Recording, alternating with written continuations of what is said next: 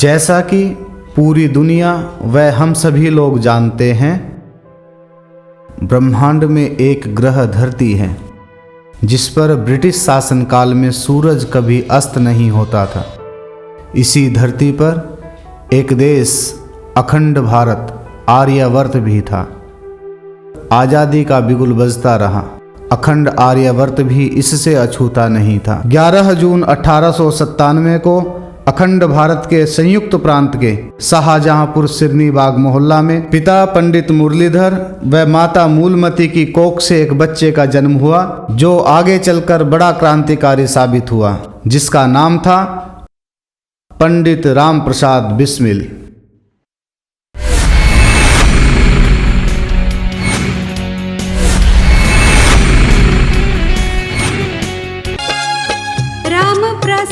बिस्मिल स्वाभिमानी, राम प्रसाद बिस्मिल स्वाभिमानी, देश आजाद करन की ठानी, देश आजाद करन की ठानी, पूरन करन प्रतिज्ञा उसकी, करन प्रतिज्ञा उसकी, अशफाक आयो रे, अशफाक आयो रे, अशफाक आयो रे, अशफाक आयो रे, अशफाक आयो रे, अशफाक आयो रे। स्वामी दयानंद भारत में घर घर अलख जगाए गयो रे।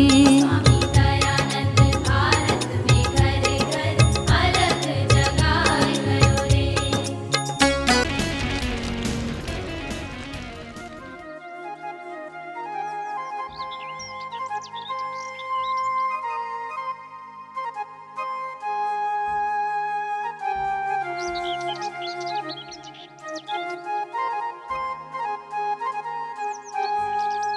अब दीजिए मेरा उपहार। अरे उपहार लेकर क्या करेगी बहना? समय आने पर इस राखी का फर्ज और तेरा कर्ज दोनों चुकाऊंगा। अब ये लीजिए मेरी तरफ से उपहार, कंजूस मक्खी चूस।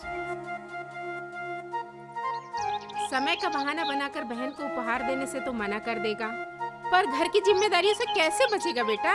अब चलते फिरते समय की बर्बादी करना छोड़ो और घर की जिम्मेदारी को संभालो बेटा। मैंने जिम्मेदारी लेने से कब कहाँ मना किया है माँ, मगर जब तक पिताजी हैं तब तक मुझे क्या चिंता। हाँ, जिंदगी भर पिताजी कमा के खिलाते रहेंगे। अपने पैरों पे खड़ा हो जा बेटा। ये लो पिताजी, हो गया खड़ा। अब ये दिल लगी की बात छोड़, कुछ काम धंधे की सोच। काम धंधे की तो मैं बाद में सोचूंगा पिताजी, अभी मुझे स्वामी जी के पास जाना है। अरे स्वामी जी की छोड़, स्वामी जी तुझे खाने को नहीं देंगे। अपने घर गृहस्थी के बारे में सोच। हमने तुझे पाल पोस कर इतना बड़ा कर, अब हमने तो अपना फर्ज निभा दिया। अब तुझे घर गृहस्थी का भार अपने कंधों पर लेना ही होगा।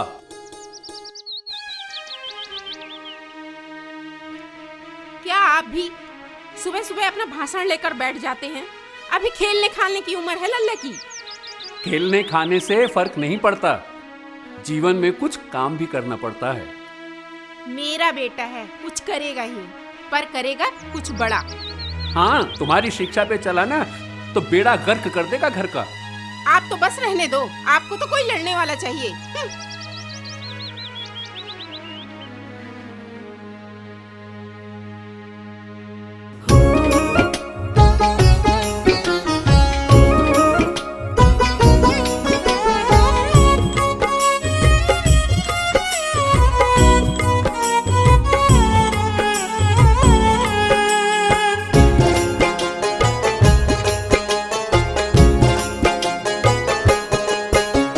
भारत भूमि पुकार रही है, चले आओ हे राम। भारत भूमि पुकार रही है, चले आओ हे राम। लूट रहे हैं विदेशी इसको, बिगड़े सारे काम। लूट रहे हैं विदेशी इसको, बिगड़े सारे काम। मेरे राम, मेरे राम, मेरे राम राम राम। मेरे राम, मेरे राम, मेरे राम राम राम।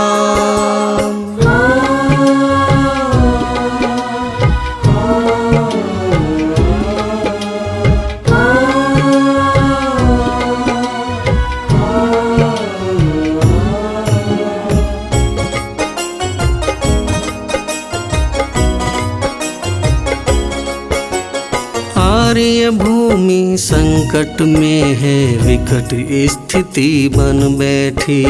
विकट स्थिति बन बैठी। फिरंगी शक्ति हमारे दम पर हम पर शासन कर ऐठी।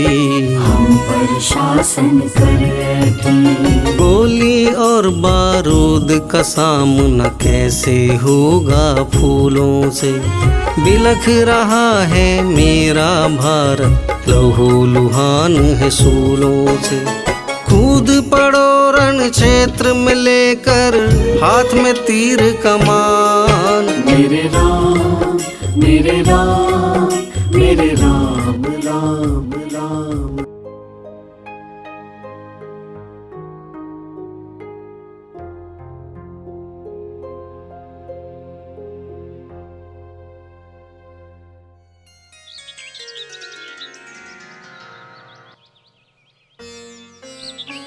राम जी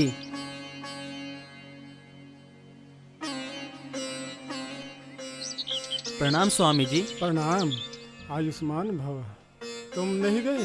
स्वामी जी मेरा मन तो यहीं लगता है, आपके श्री चरणों में। अभी तुम्हारी उम्र ही क्या है बेटा। घर गृहस्थी के काम सीखो, माता पिता की सेवा करो, और आश्रम में रह के क्या करोगे यहाँ पे? स्वामी जी मैं भी भजन लिखता हूँ, मगर मुझे गाना नहीं आता। क्या आप मुझे गाना सिखाएंगे? और उसके बाद मैं भी आपकी तरह सुंदर सुंदर भजन गाया करूँगा और समाज का जागरण करूँगा इसी आश्रम में रहकर। आश्रम का अर्थ समझते हो बालक?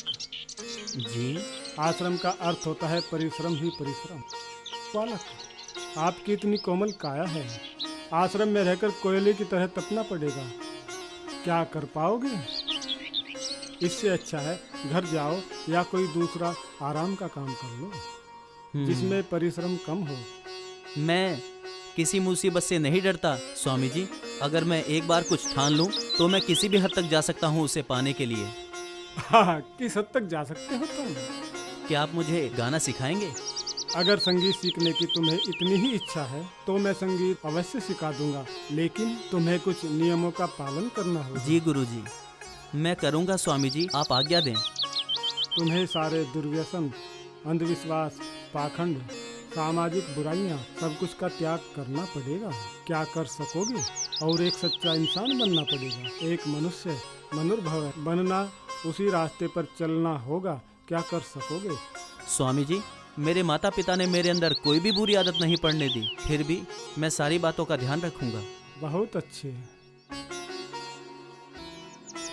यह पुस्तक तुम्हारा मार्गदर्शन करेगी और इसे पढ़कर तुम अपना लक्ष्य भी प्राप्त कर सकोगे। जी गुरुदेव, मगर मेरी शिक्षा कब आरंभ होगी? शिक्षा तो शुरू हो चुकी है। इस सत्यार्थ प्रकार से कल मैं कुछ प्रश्न पूछूंगा।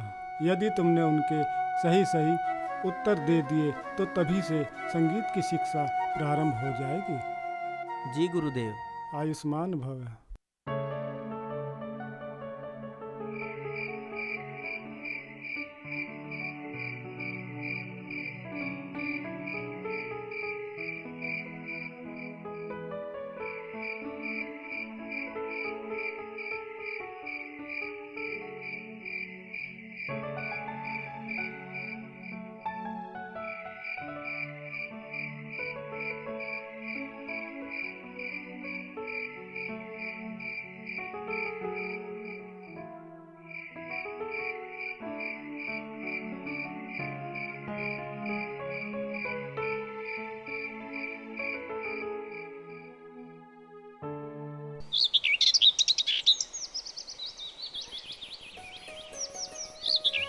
हैं? ये अभी तक सो रहा?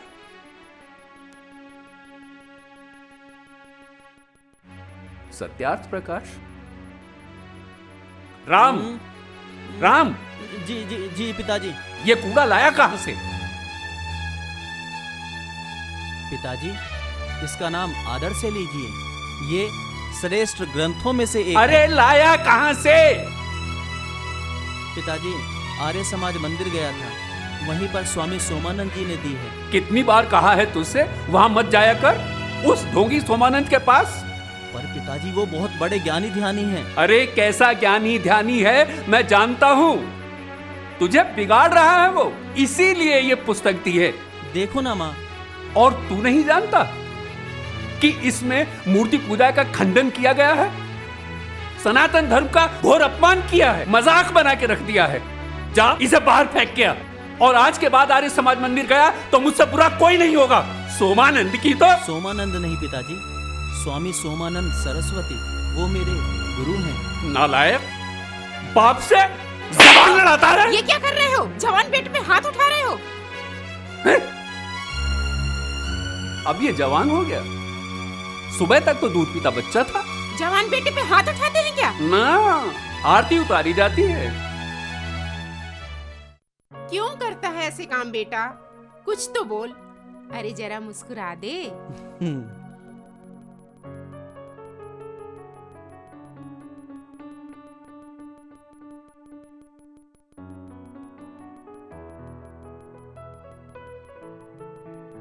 स्वामी जी।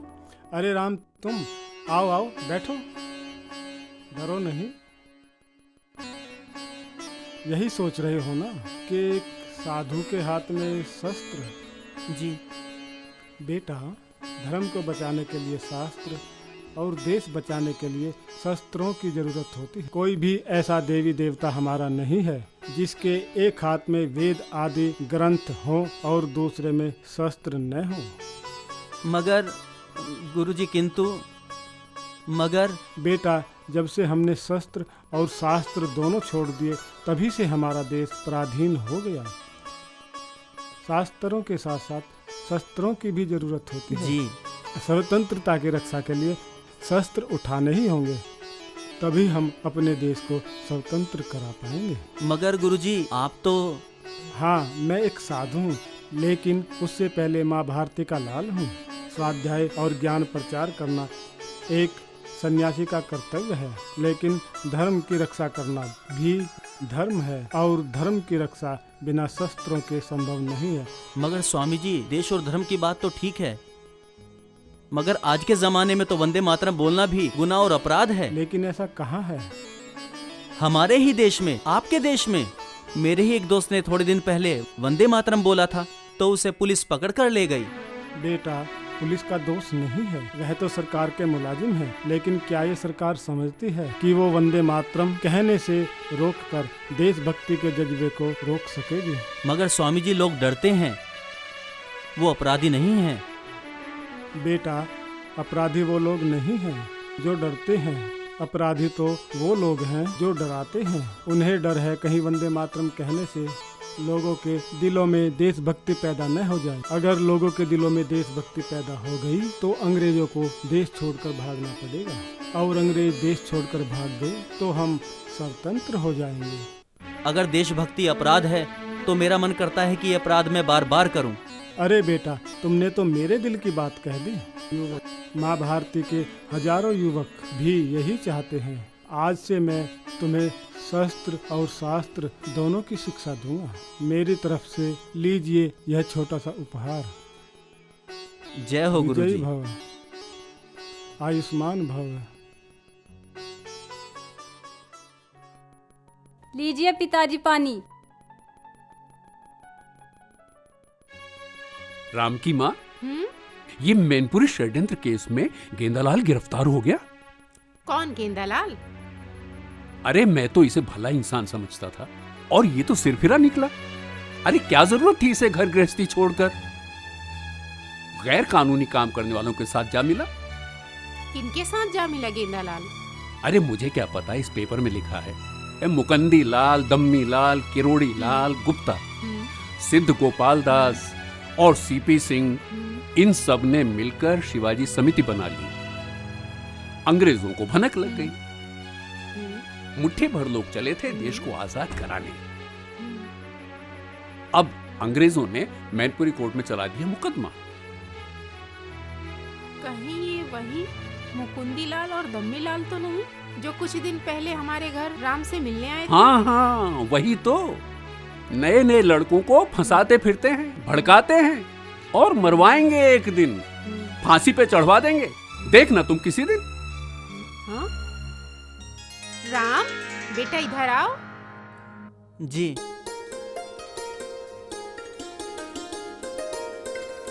बेटा राम, तुम ऐसे नालायकों से मित्रता मत करना, नहीं तो बिन मतलब का फंस जाओगे।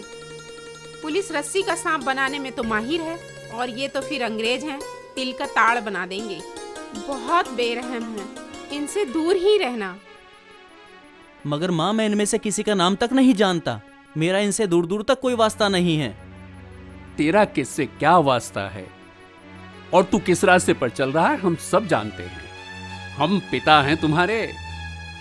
संभाल ले इस नालायक को, इसके ग्रह नक्षत्र सही नहीं चल रहे, वरना एक दिन गेंदा लाल की तरह अंदर जाएगा। हमारा बेटा ऐसा कुछ नहीं करेगा, मैं अपने बेटे को समझा दूंगी।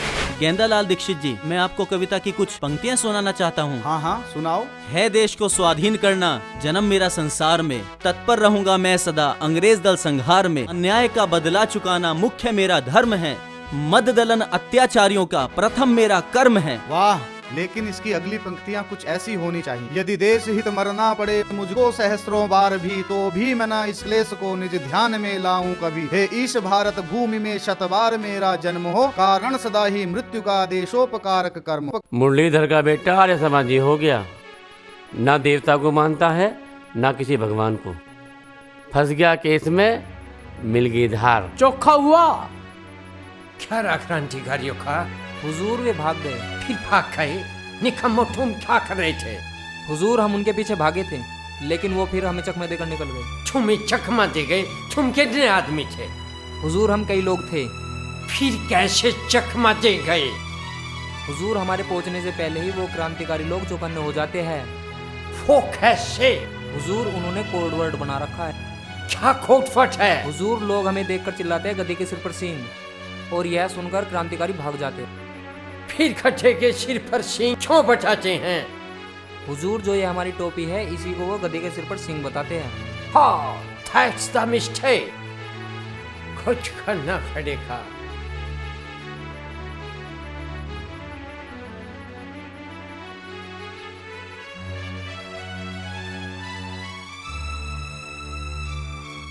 ये लो, आज से हर पुलिसमैन जब भी क्रांतिकारियों के पीछे जाएगा ये टोपी लगाएगा, समझे?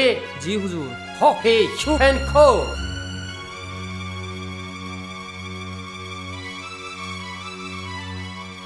गधे के सिर पर सींग। ये राम के चक्कर में मुझे पता नहीं क्या क्या सुनना पड़ेगा, किस किस का मुंह देखना पड़ेगा मुझे। मैं तो परेशान हूँ सुन के। क्या बात है पिताजी? तू अपनी हरकतों से बाज नहीं आएगा। गली मोहल्ले में कानाफूसी हो रही है, लोग तरह तरह की अफवाहें उड़ा रहे हैं। पर पिताजी, मैंने ऐसा कौन सा गुनाह किया है? गुनाह? अरे अपना पड़ोसी वो हरिराम नाई, वो बता रहा था कि तेरे गेंदालाल से संबंध है, और उस नास्तिक सोमानंद से भी। आखिर तू चाहता क्या है?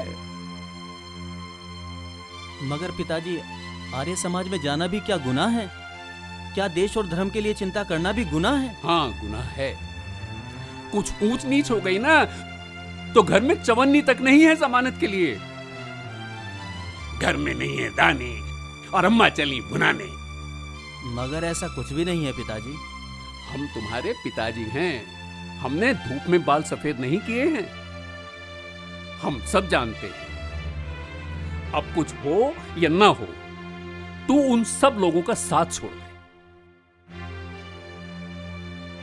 मगर पिताजी, वो और मैं, हम सब कुछ गलत नहीं कर रहे हैं। आप इस बात को समझने की कोशिश करिए ना। अपने पिताजी को समझाने की समझ कहां से आ गई तुझमें? ये हम सब जानते हैं। आज आखिरी बार कह रहा हूं, या तो तू आर्य समाज में रहेगा या मेरे घर में। पिताजी, आपको ये लगता है कि ये चार दीवारी ही मेरा घर है, मगर ये पूरा देश मेरा घर है। इसके सभी लोग मेरे भाई बहन हैं। जैसे उनका सुख वैसे मेरा सुख, और जैसे उनका दुख वैसे मेरा दुख। और इन बूढ़े माँ बाप के लिए तेरा कोई धर्म नहीं, और इस बहन के लिए भी कोई धर्म नहीं। पिताजी, मेरे देश की आजादी के लिए मेरा बलिदान देना ही मेरा धर्म है। तू आज कुछ नहीं सुनेगा। तेरे दिमाग में सोमानंद ने ठूस ठूस के भर दिया है। ये देश, ये धर्म, अरे वो खुद क्यों नहीं चला जाता बंदूक लेकर अंग्रेजों को मारने? आज फैसला होकर रहेगा, या तो तू आर्य समाज में रहेगा या मेरे घर में। तू आर्य समाज या घर में से एक को चुन ले। मैंने तो बहुत पहले ही चुन लिया पिताजी। मतलब? मैं आर्य समाज में रहूंगा। तो तू अभी इसी वक्त मेरे घर से निकल जा। और ये कपड़े, ये भी तो मेरे हैं। उतार दे।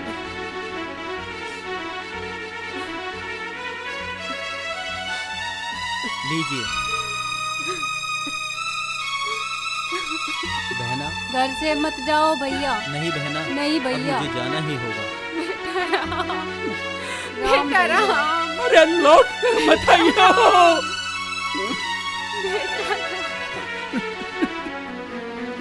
बेटा राम, सबर कर राम की माँ, सबर कर।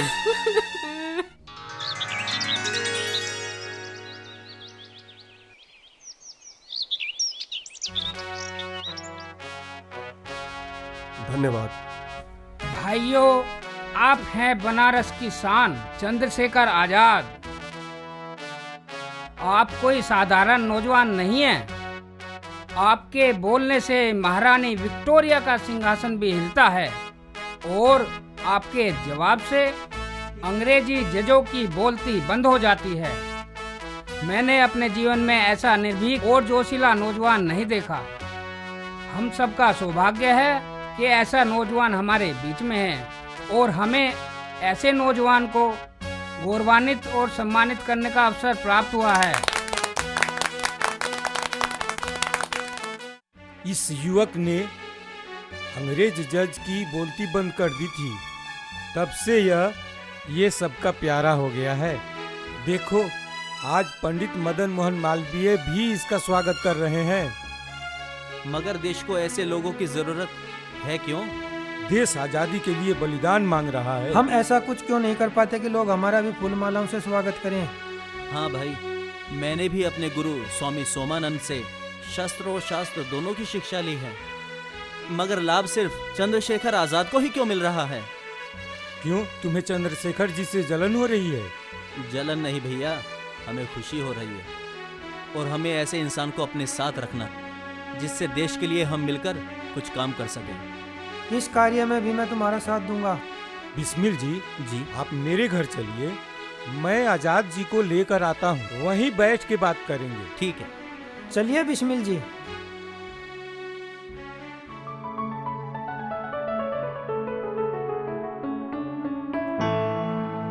आजाद जी, मेरे आशियाने में आपका स्वागत है। जी। आजाद जी, और ये है राम प्रसाद बिस्मिल जी, प्रणाम। जो आपके दर्शन के अभिलाषी हैं। आप लोग बैठकर बातें कीजिए, तब तक मैं जलपान की व्यवस्था करता हूँ। आइए आजाद जी, बैठिए। बहुत बहुत धन्यवाद आपका बिस्मिल जी। आपकी शायरी के बड़े चर्चे सुने हैं। चर्चे तो हमने भी आपकी वीरता के बहुत सुने हैं, मगर हमें और देश को आपकी बहुत आवश्यकता है। यह मेरा वतन है, इसकी सेवा मेरा धर्म और इसकी मिट्टी में मिलना मेरा मोक्ष। हमने तो अपना जीवन पहले ही देश को समर्पित कर दिया है। आप शास्त्र के पारंगत तो हैं ही, मगर देश की स्वतंत्रता के लिए अब आपको शस्त्र भी उठाने पड़ेंगे। आपने जो कुछ कहा, मैं आपकी बातों से सहमत हूँ। देश की आज़ादी के लिए अब हमें सशस्त्र क्रांति का रास्ता अपनाना ही होगा। मैं आपके साथ मिलकर काम करने के लिए तैयार हूँ।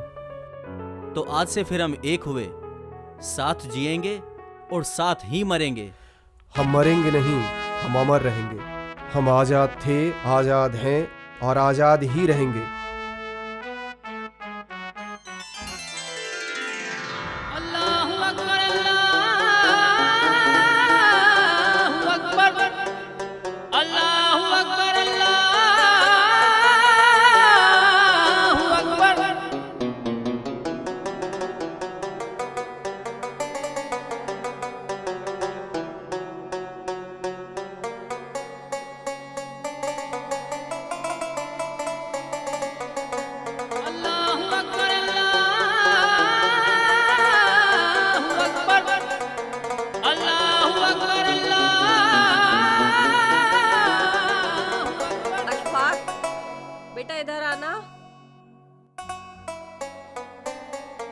जी अम्मी जान अस्सलाम वालेकुम।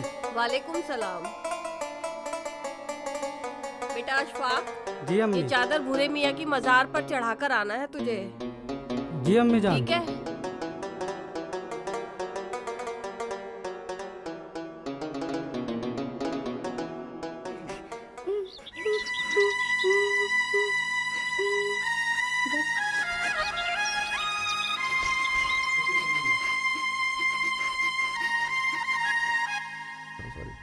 बिस्मिल जी, उसे देख रहे हैं? उस बेचारी में भी उसे जन्नत की हूर नजर आ रही है।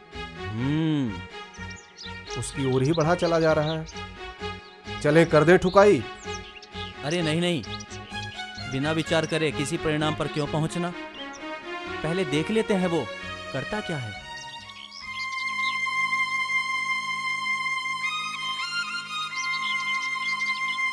मजार के बजाय इस चादर की जरूरत इस बच्ची को ज्यादा है।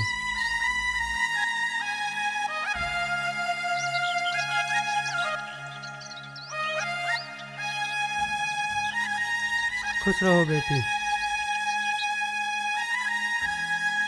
अरे ये तो कोई भला आदमी लग रहा है।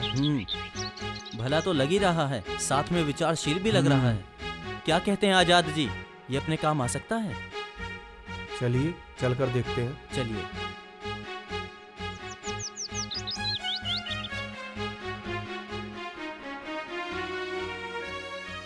वंदे मातरम। वंदे मातरम। वंदे मातरम? मगर मुस्लिम तो वंदे मातरम नहीं बोलते, तो फिर आपने क्यों बोल दिया मेरे भाई? मादरे हिंद गमगीन है और हम तमाशबीन अल्लाहू अकबर और वंदे मातरम के नारों में उलझे पड़े हैं। आपके विचार तो बड़े क्रांतिकारी हैं। अंग्रेजों को देखकर खून तो खौलता होगा। नहीं, बस उन्हें मारने का दिल करता है। बस दूसरों का ही खून करने का मन करता है, या समय आने पर अपना भी खून बहा देंगे? हम अभी से क्या बताएं, क्या हमारे दिल में है। वैसे भी हम एक अंग्रेज को मारने जा रहे हैं, साथ दोगे हमारा? नेकी और वो भी पूछ पूछ। चलिए बड़े भाई। ये नहीं पूछोगे कि हम किसका खून करने जा रहे हैं? मारने तो हमें सारे अंग्रेज हैं, अब जो भी पहले हत्थे चढ़ जाए।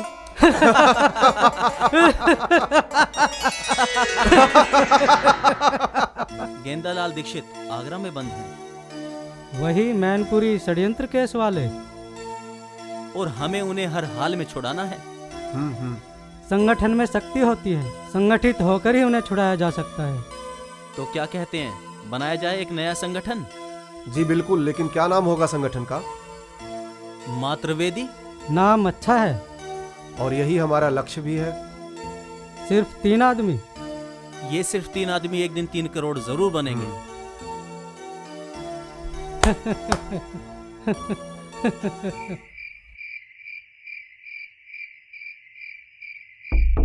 बहुत बढ़िया अशफाक, लगे रहो और जोर से करते रहो।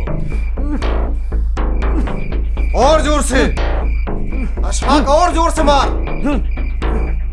और बहुत बढ़िया, खोदते रहो। अशफाक, पुलिस पुलिस पुलिस, पकड़ो इन चोरों को। वे लोग भाग रहे हैं, पकड़ो।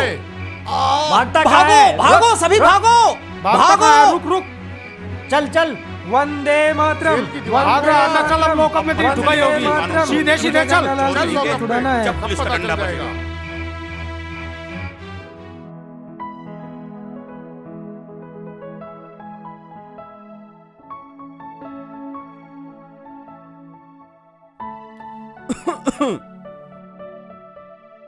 क्या हुआ आपको? क्या परेशानी है?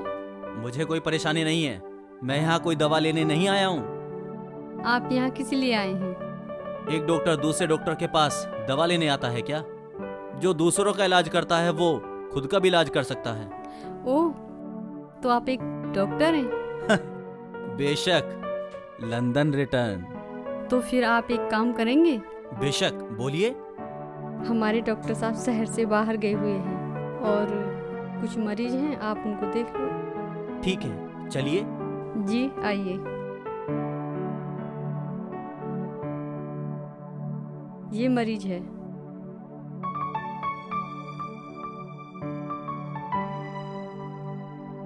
कल से आराम तो है? हाँ जी डॉक्टर साहब, थोड़ा थोड़ा है, परंतु कल की दवाई कुछ जमी नहीं। जमेगी जमेगी। नर्स, इन्हें कल वाली दवाई फिर से दीजिए। जी सर। डॉक्टर! डॉक्टर! अरे इतना क्यों चिल्ला रहे हो? क्या हुआ? डॉक्टर, बाह से बहुत खून निकल रहा है, बहुत दर्द हो रहा है। तुम्हें तो गोली लगी है, ये तो पुलिस केस है। पुलिस का नाम मत लेना डॉक्टर, चल निकाल इसे। और हाँ, पुलिस को खबर मत करना, नहीं तो तुम और तुम्हारी ये नर्स दोनों मारे जाओगे, क्योंकि हमारे सारे साथी यहीं बाहर इर्द गिर्द ही हैं, हमारी रक्षा में हैं। नर्स, चाकू को डिबरी के लो में इसी वक्त गर्म कीजिए। जाइए। Okay sir. आप आइए मेरे साथ, आपका इलाज करते हैं।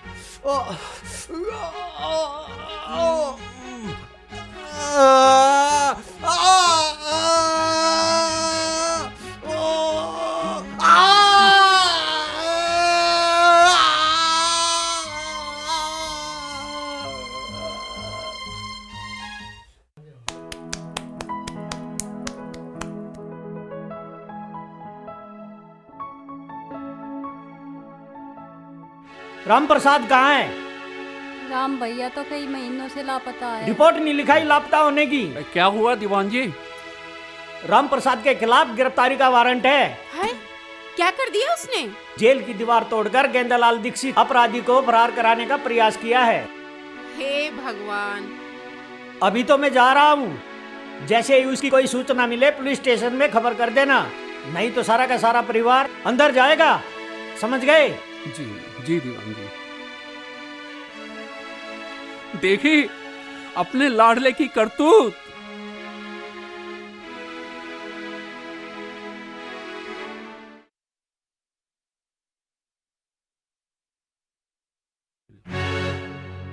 राम राम बेटा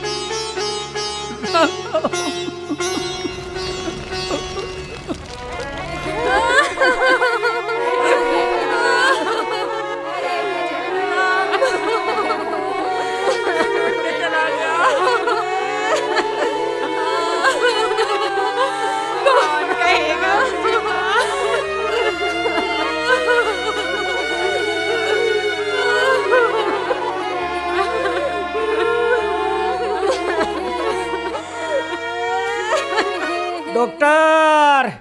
अरे मर गया डॉक्टर, मर गया रे, पुलिस? मर गया रे। क्या हुआ साहिब? इस जख्म पर पट्टी बांधो पहले। जख्म? ये जख्म कैसे हो गया पट्टी साहब? बांधो पहले। गलती होगी साहिब, आइए।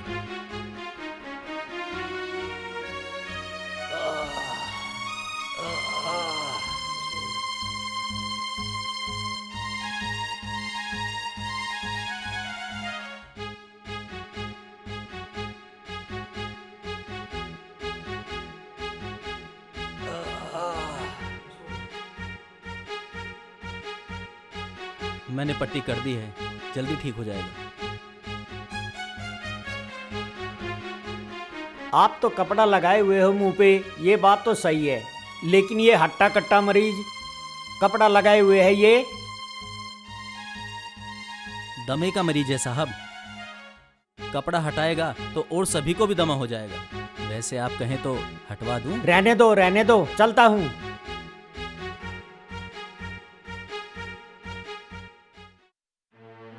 चंदू भाई, पुलिस अब यहाँ पे आ रही है।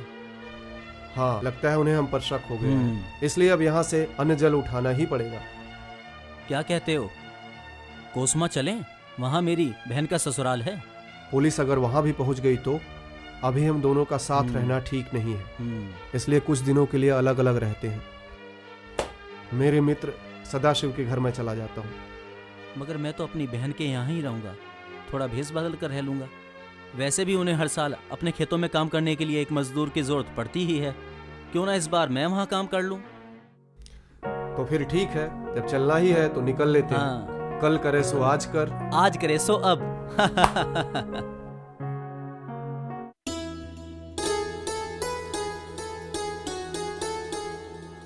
प्रणाम बहन जी।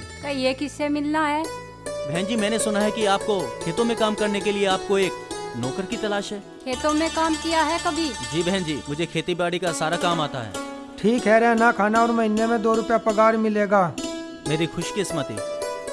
ठीक है, कल से खेतों में काम करने के लिए चले जाना, समझ गए ना? जी, बहुत बहुत धन्यवाद।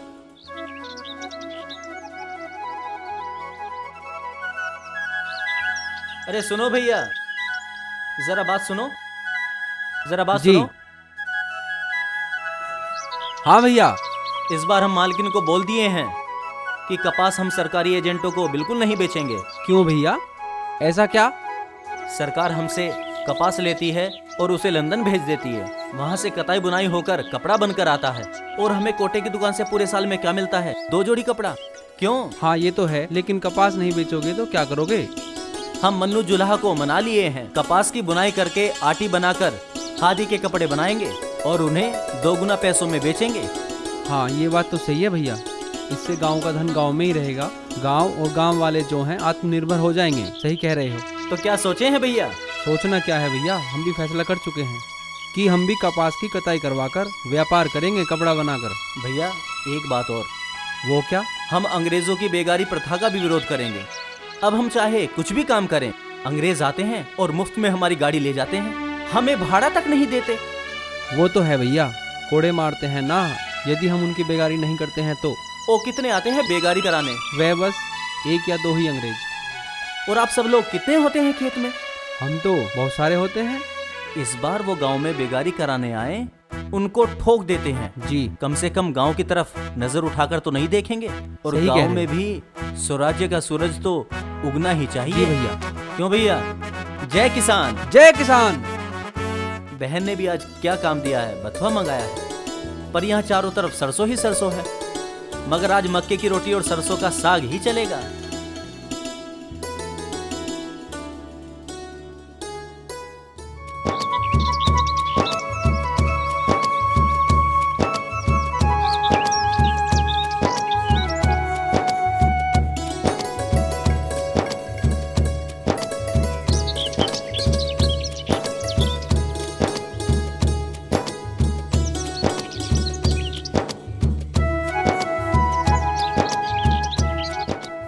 मैं आपकी सभा में भाषण सुनने आया था, लेकिन मुझको लगता है कि आपने सभा समाप्त कर दी। सभा तो समाप्त हो गई है, लेकिन तुम्हारे मन में कोई बात हो तो बताओ। मेरे मन में कोई बात नहीं है, लेकिन आप जो कर रहे हैं वो काफी अच्छा है। क्यों ना हो, किसान भगवान का दूसरा रूप होता है। आज किसान बहुत दुखी है। अकाल पड़े, बारिश हो या तूफान आए, किसान की फसल बर्बाद हो जाए लेकिन उसे लगान देना पड़ता है। हमें इसका बहिष्कार करना होगा। अब हम लगान नहीं देंगे। लाला जी, किसान सरकार से ज्यादा सूदखोरों से परेशान है, कर्ज के बोझ तले दबे पड़े हैं। मैं जानता हूँ, इसलिए तो मैंने पंजाब नेशनल बैंक की स्थापना की है, जो अब किसानों को बहुत ही कम ब्याज पर फसली ऋण देता है। और फसल खराब हो गई तो, ऋण ना चुकाया गया तो काला पानी भिजवाओगे बेचारों को? नहीं, उसके लिए हमने बीमा कंपनी खोली हुई है। जो किसानों की फसल बर्बाद होगी उसके ऋण की भरपाई बीमा कंपनी ही करेगी। लाला जी, किसान भगवान का रूप होता है और आप जो उनके लिए कर रहे हैं काफी अच्छा है। तुम भी तो किसान के बेटे हो। पंडित जी, आज की खबर पढ़ी? अच्छा तुम जी।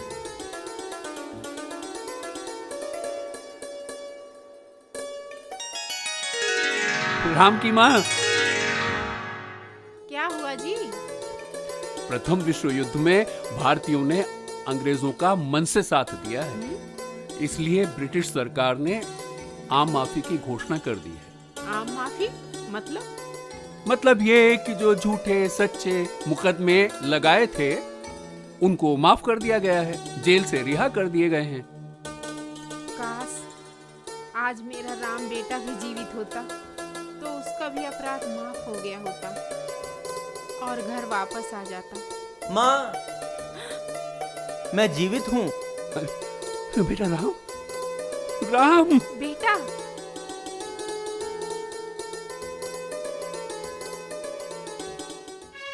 कहाँ चला गया था? बेटा भगवान के घर से वापस आ गया। तुम्हें इसकी खुशी नहीं हुई जो? पूछो इससे, माँ का कभी ख्याल नहीं आया? ऐसे कोई घर छोड़कर जाता है क्या? पिताजी, बस काम धंधे की तलाश में दर दर ठोकरे ही खा रहा था। बेटा, दर दर ठोकरे खाने की क्या जरूरत है? यही शाहजहांपुर में कोई काम क्यों नहीं शुरू कर लेता?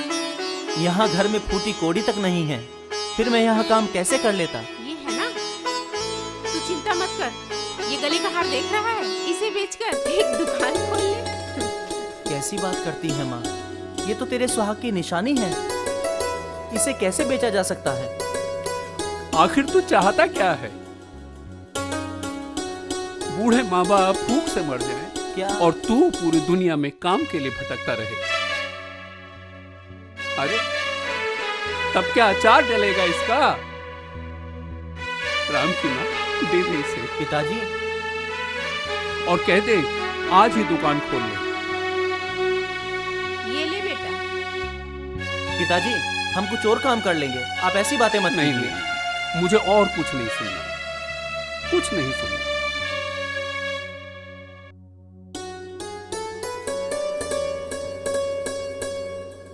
लाला जी, आपने बहुत अच्छा किया जो किसानों के लिए पंजाब नेशनल बैंक स्थापित कर दिया। इससे किसानों को बहुत राहत मिली है, वे साहूकारों के चंगुल से छूटे हैं। यह तो आपकी उदारता है, आपने ही सबसे अधिक धन हमारे बैंक में जमा किया है। सरकार किसानों की मदद नहीं करती तो क्या हम सेठ लोग भी मदद ना करें? अरे हम सेठ तो हैं, सच तो यह है हम लांबा जाट हैं और जाट भी किसान होते हैं। एक वादा करो लाला जी। जी कहिए। आपके बैंक का भले ही दिवाला निकल जाए, लेकिन किसी भी किसानों को ऋण देने के बाद उसकी जमीन और घर की कुर्की नहीं होनी चाहिए। मेरे किए हुए जमा धन से उसकी भरपाई कर दीजिए। नहीं चाहिए मुझे आपके बैंक से ब्याज, और दे दो वो भी किसानों को। किसानों की खुशहाली देश की खुशहाली है। आप ठीक कह रहे हैं सेठ जी। देश की उन्नति और आज़ादी का मार्ग खेत और खलिहानों से होकर गुजरता है। हम देश के किसानों को परेशान नहीं करेंगे, वरन उनकी मदद करेंगे। उनकी उन्नति में ही तो हमारी उन्नति है। हम व्यापारी नहीं, हम उपकारी हैं। संसार का उपकार करना ही तो हमारा उद्देश्य है। अरे ये क्या कर रही है? मौसी मौसी, मैं पढ़ना चाहती हूँ। क्या करेगी पढ़ लिख के? मैं देश को आजाद कराऊंगी। हाँ, तू देश को आजाद करेगी। चल बर्तन पड़े उन्हें कौन मांजेगा? चल चल चल बर्तन मांज।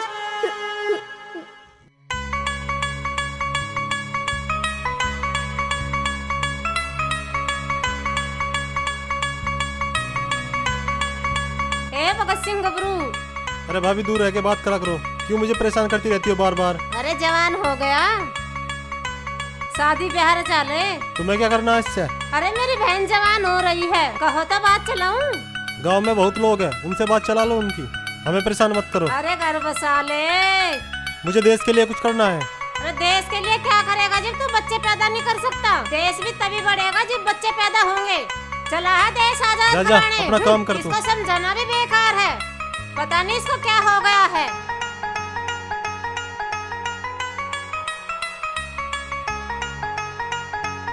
अरे कई दिनों से तुझे खोज रहा हूँ, तू कहाँ है?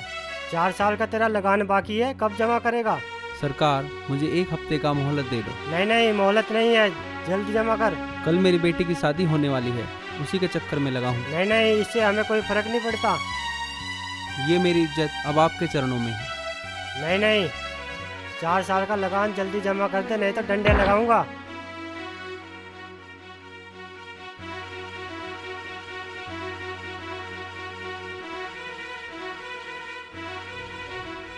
पगड़ी संभाल जट्टा पगड़ी संभाल, होए के कट्टे बीरो मारो ललकार। पगड़ी संभाल जट्टा पगड़ी संभाल।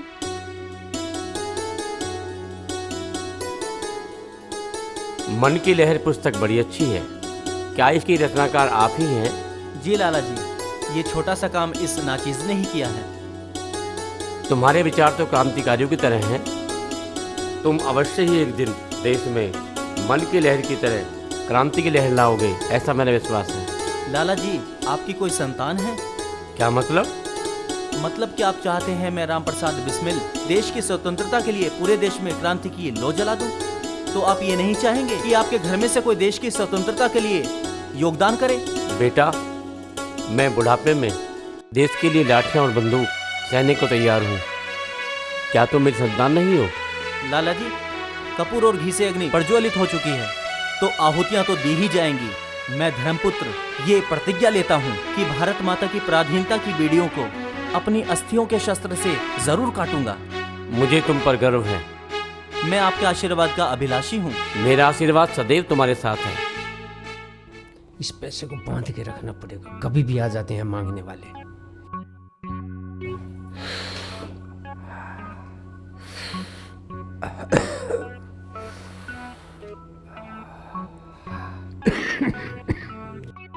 अरे अरे अरे, क्या कर रही है बेटी? रुक रुक, कहाँ लेके जा रही है? इसे यहीं रहने दे। दादाजी इसमें क्या है? इसमें 4000 रुपए हैं। इन रुपयों का क्या करोगे? इन रुपयों से अपनी प्यारी बेटी के लिए एक बहुत बड़ी हवेली खरीदूंगा। हाँ। नहीं दादाजी, मुझे हवेली नहीं, मुझे बंदूक चाहिए। बंदूक? बंदूक क्यों? बंदूक से अंग्रेजों को मारकर इस देश को आजादी दिलवाऊंगी। अरे अरे, ये बंदूक का नाम मत ले। अभी तेरी उम्र खेलने की है। जा खिलौनों से खेल, जा जा जा। ये बच्ची भी, इसे संभाल कर रखना पड़ेगा। कर बड़े कुछ कर दिखाने के लिए तैयार हूँ। कर बड़े कुछ कर दिखाने के लिए तैयार हूँ। मन में हमारे देश सेवा का भरा अरमान हो। बालकों की ओर भी भगवान तेरा जान हो।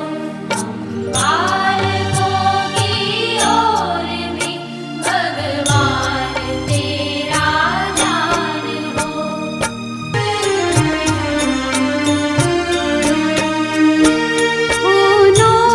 नौजवानों की कभी जो मांग मेरे देश को।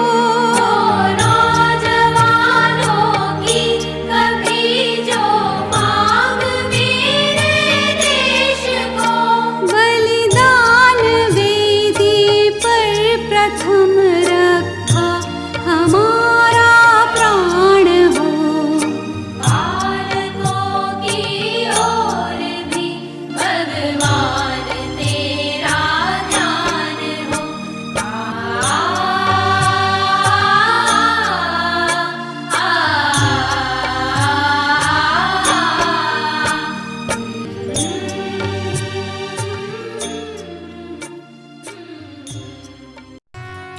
आप राजेंद्र भैया हो ना?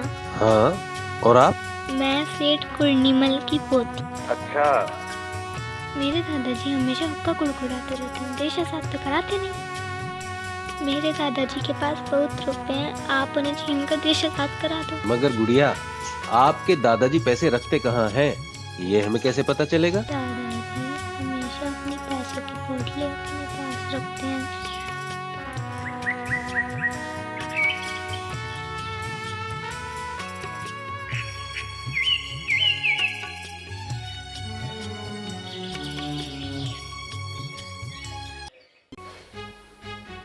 नमस्कार सेठ जी। नमस्ते सेठ जी। नमस्ते नमस्ते। सेठ जी, देश सेवा में कुछ दान दीजिए। अरे, क्या तुम लोगों ने देश आजाद कराने का ठेका ले रखा है? हैं, जो मैं तय बाजारी दे दूं। चले आते हैं मुंह उठा के। सेठ जी, हमें आपकी कमाई का 10% हिस्सा चाहिए सेठ जी। देश आजाद होते ही आपका पैसा आपको ब्याज समेत लौटा देंगे। ब्याज समेत लौटा देंगे? देखिए अपनी बुलिया, डकैत कहीं का, काम ना धंधा। चले आते हैं मुंह उठा के भिक्षा मांगने के लिए। भिखारी बता रहा है, निकाल जो तिजोरी में। सेठ, खबरदार जो देश के बारे में एक भी अनाप शनाप शब्द बोला। निकाल जो भी है तिजोरी में। निकाल जो है तेरे पास, वरना इस गोली से तेरे भेजे को उड़ा दूंगा। कितना है? 4000। यही जुड़ा तुझसे आज तक? सेठ बना फिरता है।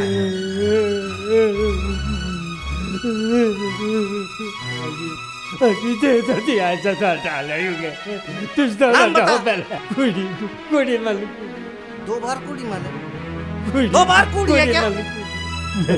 घबराएगा जी, घबराहट हो रही है, ड्रामेबाज कहीं नहीं घबराएगा जी।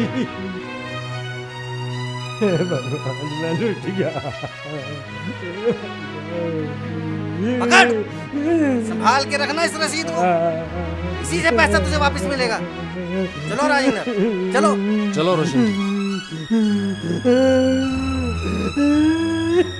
भगवान मैं लुट गया, बर्बाद हो गया।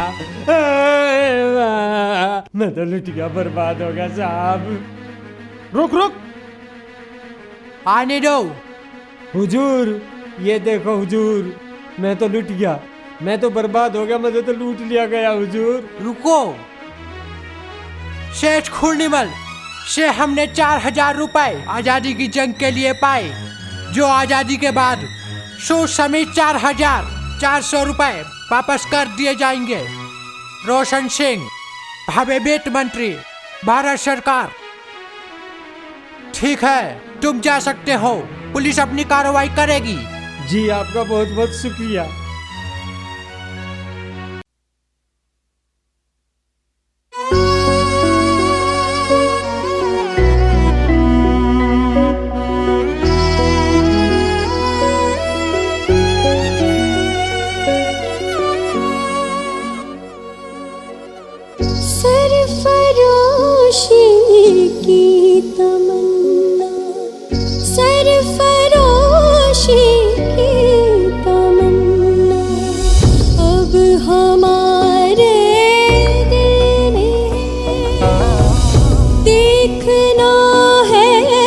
जोर कितना बाजू कातिल में है, सरफरोशी की तमन्ना अब हमारे दिल में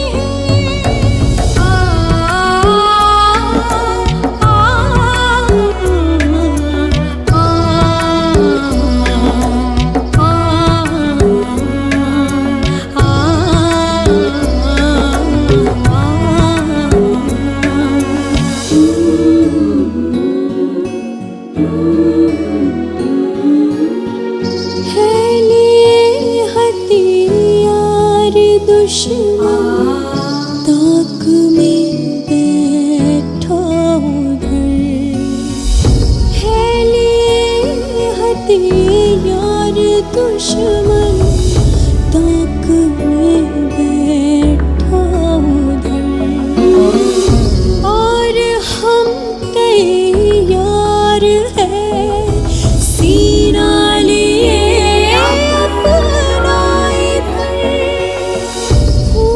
से खेलेंगे होली, खून से खेलेंगे होली, जब वतन मुश्किल में है, सरफरोशी की तमन्ना अब हमारे दिल में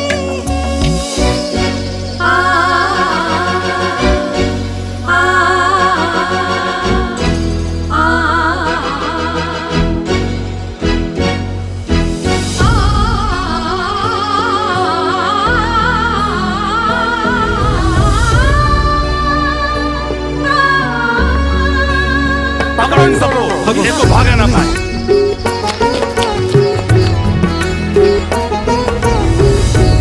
पकड़ो इन सब हिंदुओं को, पकड़ो। हाथ जिनमें हो जो कटते नहीं तलवारों से, हाथ जिनमें हो जो कटते नहीं तलवारों से, सर जो उठ जाते हैं वो झुकते नहीं ललकार से, और भड़केगा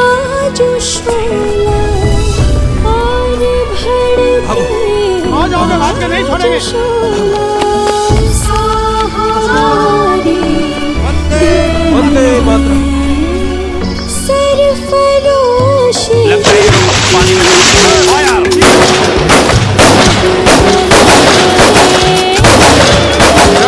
हाँ चलो। ये तारे देख रहे हैं चंद्रशेखर? आजाद ही क्यों, तारे तो हमें भी दिखाई दे रहे हैं बड़े भाई। अरे अंधेरी रात में आसमान में तारे ही दिखेंगे और क्या स्वर्ग लोक दिखाई देगा। ये भी देखो, आसमान में इतने तारों के बीच में एक चांद भी दिखाई दे रहा है। जी चाहता है कि चंदा मामा की गोद में जाकर खेलो। काश ये चांद तारे ना होते। तो क्या होते? बम और बारूद के भंडार होते। फिर तो अंग्रेजों की कब्र में धमाके ही होते। लगता है कुछ गड़बड़ है, चलो देखते हैं।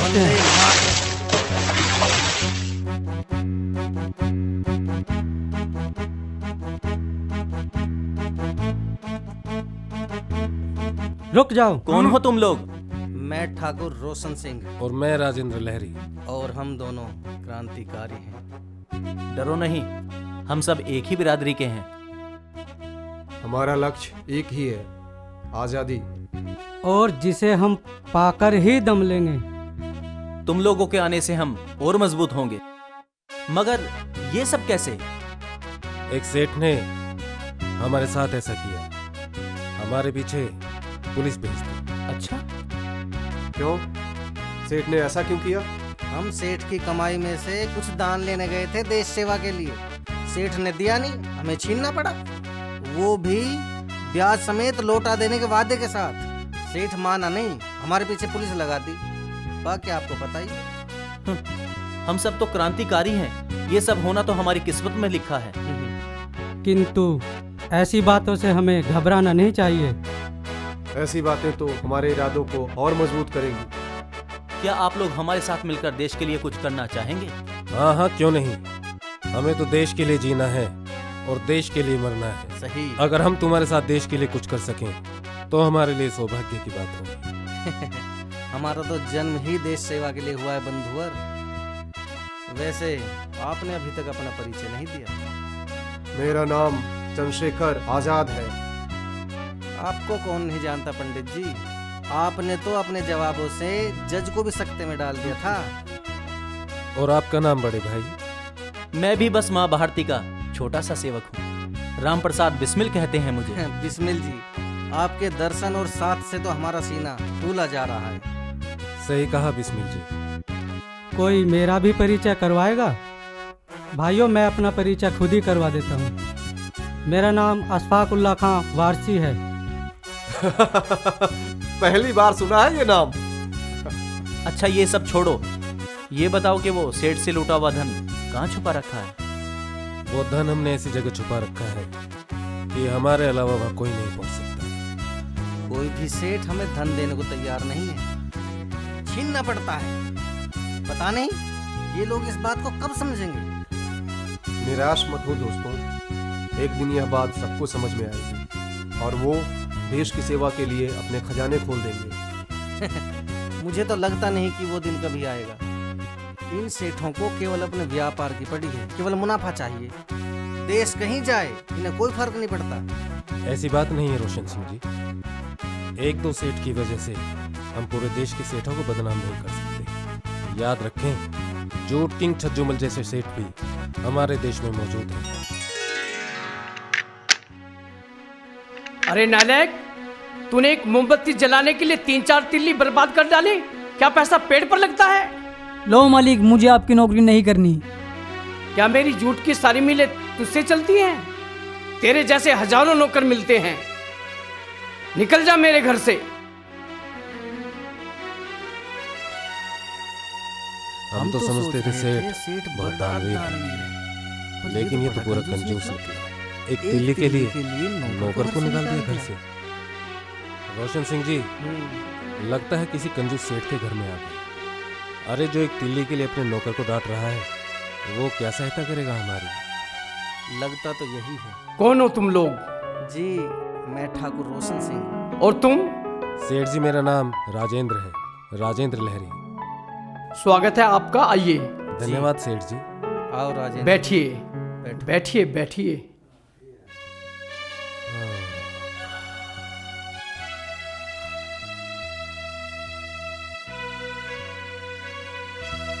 जानता हूं मैं आपको, आपकी फोटो अक्सर अखबारों में छपती रहती हैं।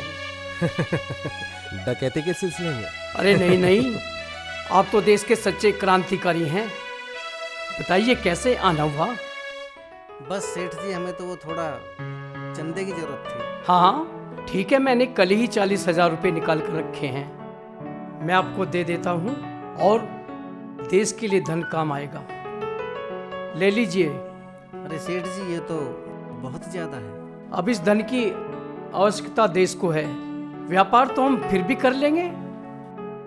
रोशन सिंह जी, आज का दिन कितना शुभ है। सेठ जैसे धनवान व्यक्ति आज हमारी सहायता के लिए तैयार है। लाहिड़ी जी, अगर सेठ जी दान देने में पीछे नहीं हट रहे हैं तो हम देश के लिए जान देने में पीछे नहीं हटे। और सेठ जी ये देश आजाद होते ही ये सारा पैसा सूद समेत हम आपको वापस कर देंगे। ये देश भी तो मेरा है, यदि थोड़े इस धन से आजादी मिल जाए तो इससे बेहतर क्या होगा।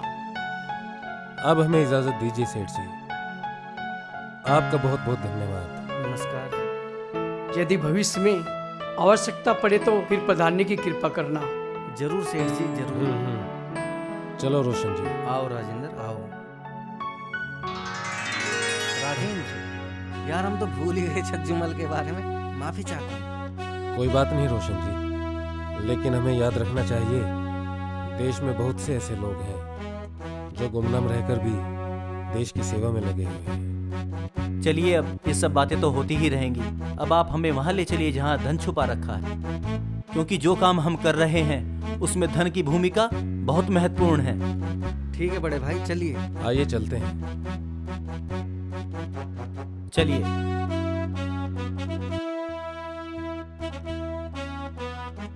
एक बात है साथियों, एक दुखद समाचार है। सदाशिव संदेशा लेकर आया था कि चंद्रशेखर आजाद की मां जगरानी देवी बहुत बीमार है। अरे तो बीमार है तो अब तो हमारे पास रुपया है, 10 रुपए भिजवा देते हैं माँ के लिए। कदापि नहीं। यदि सदाशिव यहाँ माँ की बीमारी की खबर लेकर आया था और अपना पड़ोसी धर्म नहीं निभा रहा है तो एक काम करो बिस्मिल, ये बंदूक लो और मेरी माँ को जाकर गोली मार दो। तुम होश में तो हो? मैं और माँ को गोली? भारत माता की आजादी में अगर माँ की बीमारी रोड़ा बनती है तो उसे गोली मारनी ही पड़ेगी, क्योंकि आजादी के लिए एकत्र किए गए पैसे को मैं अपनी माँ के ऊपर खर्च नहीं कर सकता। मुझे हजारों माँओं को देखना है, न कि सिर्फ अपनी माँ को। अगर मैं बलिदान होने की इच्छा रखता हूँ तो मेरी माँ भूखे प्यासे ही सही, क्या अपने देश पर प्राण न्यौछावर नहीं कर सकती? अवश्य होंगी चंद्रशेखर जी, हमारी माँ ने ही तो हमें देश पर बलिदान होना सिखाया है, तो क्या समय आने पर वो बलिदान नहीं होंगी? अवश्य होंगी। लेकिन जो बात अभी चंद्रशेखर जी ने कही है वह केवल यही कह सकते हैं। तुम्हारी इन बातों ने हमारे इरादों को मजबूती दी है चंद्रशेखर। मैं कह रहा था इतने धन से देश आजाद नहीं होगा, हमें और धन की आवश्यकता पड़ेगी। धन जुटाने का एक तरीका बताऊं आपको? आओ चलो पहले बैठ के बात करते हैं। बताओ। देखो, मुझे मेरे साथी रामकृष्ण खत्री से पता चला है कि गाजीपुर का महंत बीमार है, उसे एक योग्य और कर्मठ शिष्य की आवश्यकता है। ये लो, अरे हम यहाँ धन जुटाने की बात कर रहे हैं, आप यहाँ गुरु शिष्य की कथा उठा लाए। रोशन सिंह जी, ये धन जुटाने का आसान तरीका है। वो कैसे? महंत जी बहुत बीमार हैं, वह किसी योग्य व्यक्ति को अपना शिष्य बनाकर मठ की व्यवस्था और धन उसके सुपुर्द करना चाहते हैं। मैं उनका शिष्य बनने को तैयार हूँ। तुम पागल तो नहीं हो? साधु बनोगे? क्यों, साधु बनने में क्या बुराई है? आजाद जी सारी सेवा करनी पड़ेगी, खाना बनाना पड़ेगा, मठ की साफ सफाई करनी पड़ेगी, सिर की मालिश, कमर दबाना, पैर दबाना, यहाँ तक कि लंगोट भी धोना पड़ेगा। ये सच है, और खबर यह भी है कि महंत जी काफी बीमार हैं और उनके शिष्य को उनकी साफ सफाई का ध्यान रखना पड़ेगा। यहाँ तक कि 24 घंटे उनकी सेवा में उपस्थित रहना पड़ेगा। मैं तैयार हूँ। मगर ये सब कहना बहुत आसान है, करना बहुत ही मुश्किल है। 24 घंटे मठ में रहना पड़ेगा। बड़े भाई, जब स्वामी दयानंद सच्चे शिव की तलाश में दृष्टिहीन गुरु बेजानंद के डंडे हंसते हंसते खा सकते हैं और उनसे वेदों की शिक्षा लेकर वेदों का डंका सारे संसार में बजा सकते हैं, तो क्या मैं स्वतंत्रता के लिए अपना सर नहीं मुड़वा सकता? एक संत से दीक्षा लेकर मैं उनकी सेवा नहीं कर सकता? गुरुदेव, मठ में काफी संपत्ति है और हमारी पार्टी को धन की बहुत आवश्यकता है। सही बात है। पैसा होगा तो पार्टी मजबूत होगी, पार्टी मजबूत होगी तो देश आज़ाद होगा, और देश को आज़ाद कराने के लिए, आज़ाद को कुछ भी करने देने के लिए मैं समर्थन करता हूँ। दोस्तों, आज़ाद सारे काम कर लेंगे पर एक काम वो बिल्कुल नहीं कर पाएंगे, और यहीं ये योजना चौपट होती हुई नजर आती है। वो क्या? अरे, महंत जी को नई नई कविता सुनने का शौक जो है। अच्छा, ये तो और अच्छी बात है। आप मेरा परिचय कवि के रूप में करवा दीजिएगा। और अगर महंत जी कविता सुनाने के लिए कहने लगे तो? अगर मैं देश की आज़ादी के लिए क्रांतिकारी बन सकता हूँ तो क्या कभी नहीं बन सकता? और आप तो जानते ही हैं कि कलम तलवार से ज्यादा ताकतवर शस्त्र है, और शस्त्रों में तो हम निपुण हैं। तो फिर एक स्वलिखित गीत हो जाए। हाँ हाँ जी, बिल्कुल लीजिए, और गंगा मैया पर लीजिए।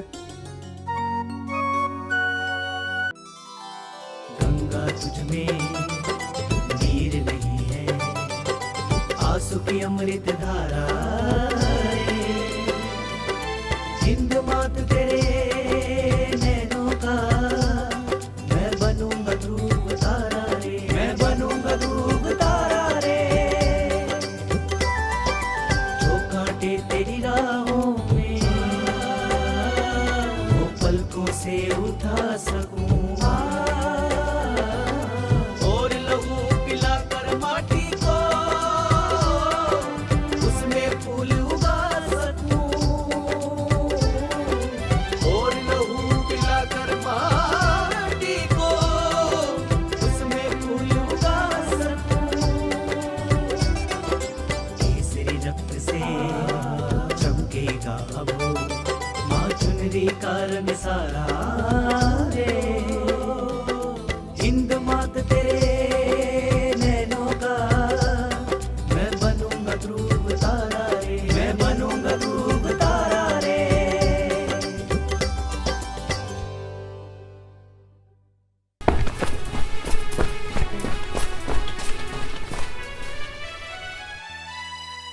लगता है ये लोग यहाँ से भाग चुके हैं। चलो उधर देखते हैं।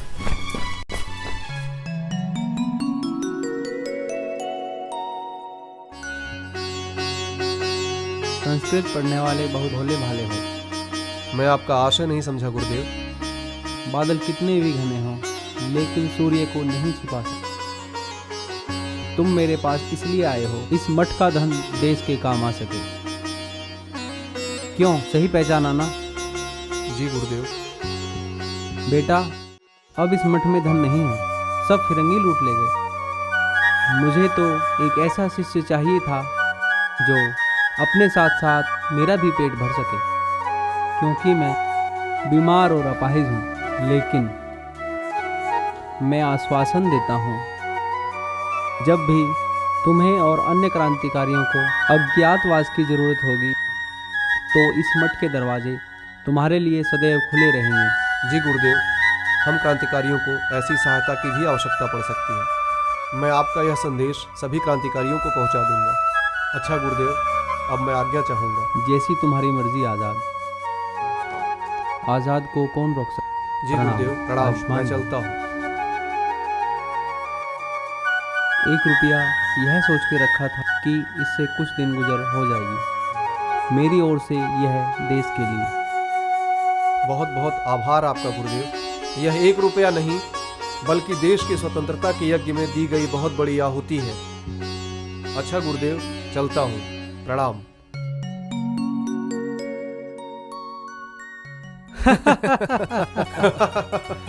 गांधी जी भी पगला गए हैं। कहते हैं चरखे और अहिंसा से आजादी लेकर रहेंगे। गांधी जी भी पता नहीं कौन सी दुनिया में जी रहे हैं। लातों के भूत भी कभी बातों से माने हैं क्या? तो फिर करें कोई बड़ा कारनामा। क्यों नहीं एक राजनीतिक संगठन बनाकर गांधी जी की राह पर चला जाए। हो सकता है हमें कोई सफलता ही मिल जाए। राजनीतिक संगठन के लिए राजभक्ति की जरूरत पड़ेगी, वहाँ ये हमारी राष्ट्रभक्ति काम नहीं करेगी। मैं तो फिर भी यही कहूँगा कि क्रांति के बिना शांति संभव नहीं है। गांधी जी भी धर्म का कार्ड खेल रहे हैं। रघुपति राघव राजा राम पतित पावन सीताराम को भी बिगाड़ दिया। उसकी जगह ईश्वर अल्लाह तेरा नाम जोड़कर मुस्लिमों को खुश करने के चक्कर में लगे हैं। मंदिरों में अजान लगवा रहे हैं, लेकिन मस्जिद में हनुमान चालीसा पढ़ने की हिम्मत नहीं कर सकते। अंग्रेजों के ये पिट्ठू बने हुए हैं और मुस्लिम लीग के इशारों पर नाचते हैं और धर्मवाद पर अड़े हैं। कोई बात नहीं अशफाकुल्ला भाई, एक कार्ड हम भी खेल कर देख लेते हैं। ठीक है, जैसी सबकी मर्जी, ऐसा करके देख लेते हैं। कल संगठन की पहली सार्वजनिक सभा होगी शहर में। राजेंद्र लहरी जी कहाँ हैं? दिख नहीं रहे। गए थे लोगों को बुलाने, पर मुझे नहीं लगता कोई आएगा। अभी तक तो कोई आया नहीं। अब तक तो उन्हें आ जाना चाहिए था। इस देश की जनता केवल गांधी जी और नेहरू जी के पीछे चलती है। सही कह रहे हो, कुछ सोचना पड़ेगा। कुछ सोचना पड़ेगा। खरबूजे को देखकर खरबूजा रंग बदलने चला था, मगर लगता है ये ख्याल गलत है।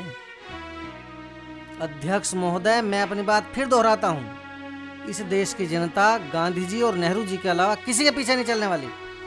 अंग्रेजों ने अहिंसा के दम पर भारत पर कब्जा नहीं किया था, उन्होंने बंदूक के दम पर भारत पर कब्जा किया है। और इसके लिए भी लगता है हमें भी हथियार उठाना ही पड़ेगा। अहिंसा और चरखे से आजादी नहीं मिलने वाली। मैं आजाद जी की बातों से सहमत हूँ, क्योंकि लातों के भूत बातों से नहीं मानते। इसके लिए हमें भी हथियार उठाना ही पड़ेगा। क्या कहते हो भाई लोग? मैं सहमत हूँ। वंदे मातरम, वंदे मातरम, वंदे मातरम, इनकलाब जिंदाबाद, इनकलाब जिंदाबाद। रास्ते कितने खराब हो रहे हैं, अंग्रेज रास्तों पर भी ध्यान नहीं दे रहे हैं। रास्ता बता तो रहे गांधी जी, कितना अच्छा रास्ता बताया है। मगर गांधी जी के रास्तों पर चलने से हमें आजादी नहीं मिलेगी। अगर आपके गाल पे कोई तमाचा मारता है तो दूसरा गाल आगे करने की जरूरत नहीं है, बल्कि उस हाथ को तोड़ देने की जरूरत है। तो इसके लिए कोई भावी योजना है। चेतावनी। चेतावनी? कैसी चेतावनी? कौन देगा चेतावनी? किसको देंगे चेतावनी? हम हिंदुस्तान प्रजातांत्रिक संघ की तरफ से अंग्रेजों को भारत छोड़ने की चेतावनी देंगे और पूरे देश में पोस्टर लगवाएंगे। उससे अंग्रेज समझ लें कि अगर हम एक ही रात में पूरे हिंदुस्तान में पोस्टर लगवा सकते हैं तो हमारी संख्या कितनी होगी। हिंदुस्तान प्रजातांत्रिक संघ क्या बला है? इस संगठन ने एक ही रात में देश के 56 जिलों में पोस्टर लगाकर अंग्रेजों को भारत छोड़ने की धमकी दी है। जी हुजूर। आज के बाद कोई भी क्रांतिकारी अपराध करे तो उस पर डकैती का केस लगाएं। लेकिन इससे क्या होगा साहब? इससे भारत के लोगों में उन क्रांतिकारियों के प्रति नफरत फैलेगी और वे कमजोर होंगे। वे कमजोर होंगे तो हमारी ताकत बढ़ेगी। पर साहब, इससे तो निर्दोष लोगों पर डाकू होने का ठप्पा लग जाएगा। हमें क्या फर्क पड़ता है? इससे लोगों में रोष पैदा हो जाएगा और वो विरोध पर उतर आएंगे। विरोध पर आएंगे तो कुचल दिए जाएंगे। क्या हुआ? टूट गया। अरे तो मियाँ, कच्चा अमरूद खाना जरूरी था। 3 दिन हो गए, रोटी का एक भी निवाला नहीं गया पेट में। आदमी कच्चा अमरूद नहीं खाएगा तो क्या खाएगा? और किसी से कुछ मांगते हैं तो कोई देता नहीं है। देते तो इसलिए नहीं ना, डरते हैं। अगर हमारी मदद कर देंगे तो फिरंगी घर में से घसीट घसीट के पीटेंगे। मैंने भी 3 दिन से कुछ नहीं खाया है। मगर आप तो पहले से ही हट्टे कट्टे हैं। आपकी तो चर्बी ही पिघलती रहेगी और वही आपको शक्ति भी देती रहेगी। अपनी तो अब हड्डियां भी कीर्तन कर रही हैं। चलो कुछ देखते हैं। चलो। मगर संभल कर भाइयों। अरे चिंता ना करो बड़े भाई। फिर भी पंडित जी संभल के, चप्पे चप्पे पर पुलिस है। हमें कुछ नहीं होगा। हम बस अभी आए, तब तक आप लोग हाथ मुंह धोकर तैयार रहें। अपना ख्याल रखना दोस्तों। मौला मेरे मौला, मौला मेरे मौला, मौला मेरे मौला, मौला मेरे मौला, मौला मेरे मौला, मौला मेरे मौला, मौला मेरे मौला। रुक जाओ, तुम्हारे पास जो भी है सब कुछ मेरे हवाले कर दो। तुम क्या कर रहे हो? दीन के काम में खलल डाल रहे हो काफिर।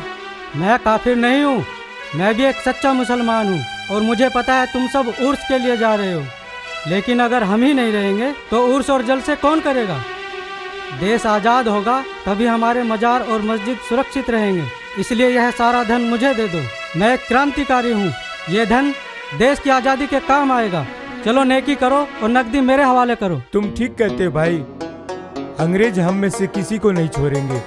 पता नहीं ये गुलामी हमें कब तक सहनी पड़ेगी, और उर्स तो साल में बार बार आएगा। आज़ादी हमें जीवन में एक बार ही मिलेगी। इमाम साहब दे दो इनको। शुक्रिया भाईजान, अल्लाह हाफिज। अल्लाह हाफिज।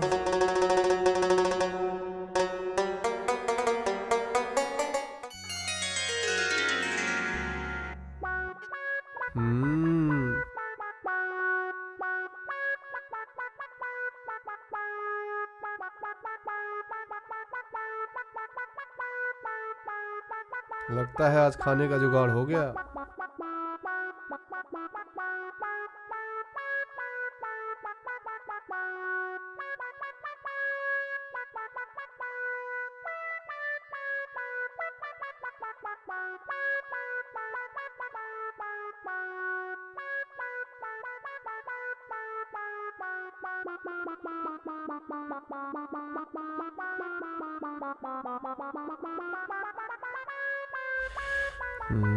माफ करना, माफ करना। देख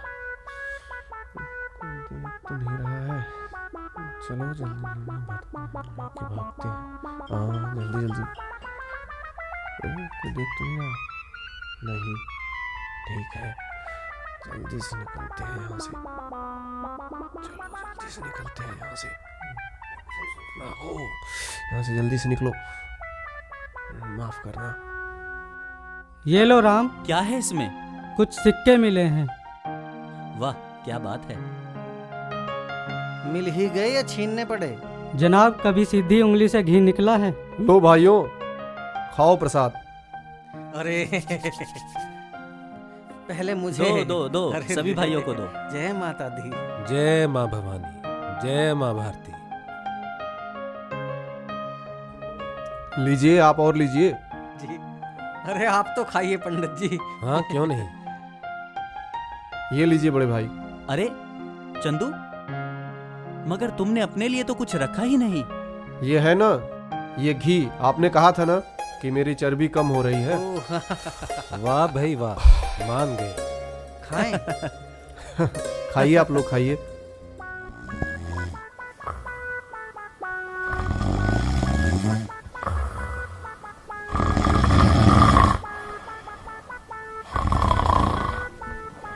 वंदे मातरम, वंदे मातरम। आजाद जी। लगाओ कनपट्टी पे। सेठ। फिर आ गए तुम लोग। कोई काम धंधा नहीं है क्या?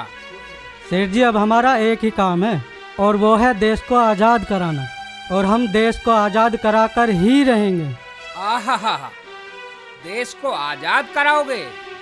आ जाते हो हमें लूटने और पर्ची देकर चले जाते हो। देश आज़ाद होता नहीं तुमसे। हम आज़ाद हैं और आज़ाद ही रहेंगे, और इस पर्ची को तब तक संभाल कर रखिए जब तक देश आज़ाद ना हो जाए। सेठ जी बहुत होगी बकवास, माल निकालो। लगता है हमें यही रास्ता अपनाना पड़ेगा। चल ला इधर। बरखुरदार, हमें लूटने आ जाते हो, अंग्रेजों को क्यों नहीं लूटते? अंग्रेजों को लूटना इतना आसान समझ रखा है क्या? तुम चलोगे क्या अंग्रेजों को लूटने? तो हमें लूटना आसान है क्या? अरे सेठ जी, हम आपको लूट थोड़ी ना रहे हैं। अरे हम तो देश आज़ाद कराने के लिए आपसे कुछ पैसों की सहायता मांग रहे हैं, और देश आजाद होते ही हम आपका पैसा आपको लौटा देंगे। क्यों साथियों? बिल्कुल। मेरी बात सुनो तुम सब। 9 अगस्त को हमारे देश का माल लूटकर अंग्रेज लोग रेलगाड़ी से काकोरी रेलवे स्टेशन से जाएंगे। अगर तुम सब में दम है तो उन्हें लूट कर दिखाओ। बहुत बहुत धन्यवाद सेठ जी, आपका ये जानकारी देने के लिए। सेठ जी, अब आप तेल देखो और तेल की धार देखो। चलो साथियों, चलो चलो। तैयारी।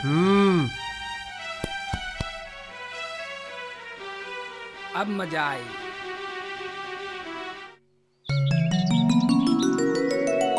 वंदे मातरम वंदे वंदे मातरम वंदे मातरम वंदे मातरम वंदे।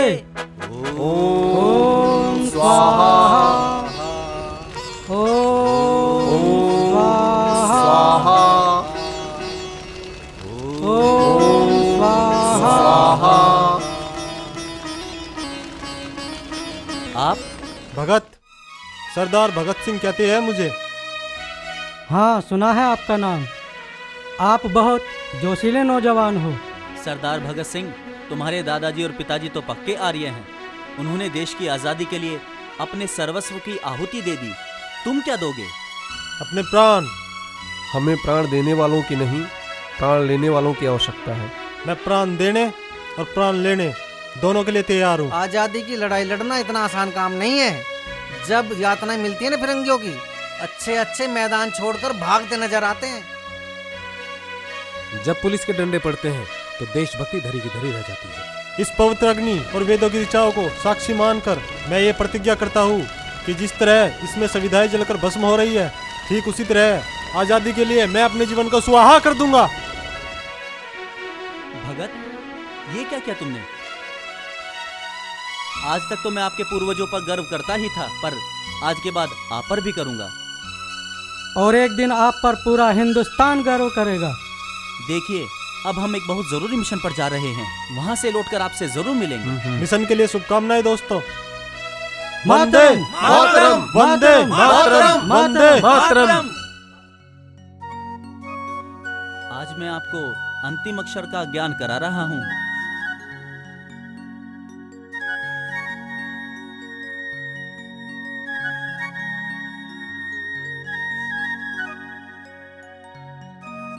ज्ञा से ज्ञानी। जैसे ज्ञानी। मेरा आशीर्वाद हमेशा तुम पर बना रहे और तुम गार्गी, घोषा और अपाला जैसी विदुषियां बनो। अच्छा, अब लाओ मेरी गुरु दक्षिणा।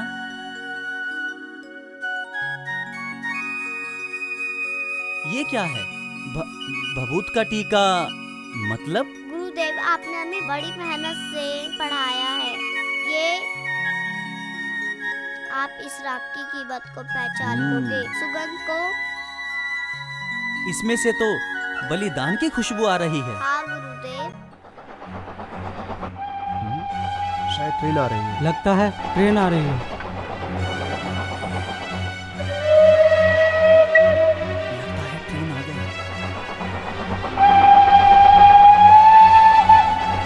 राजेंद्र लाइट चैन खींचेगा।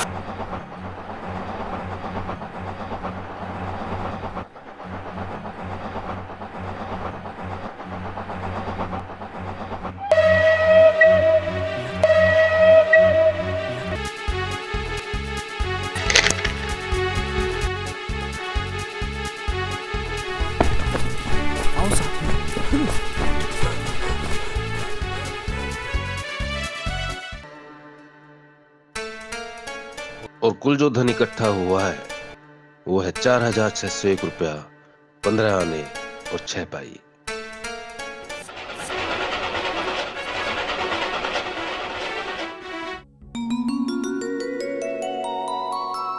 काकोरी में ऐतिहासिक ट्रेन डकैती, सरकारी खजाना लूटा।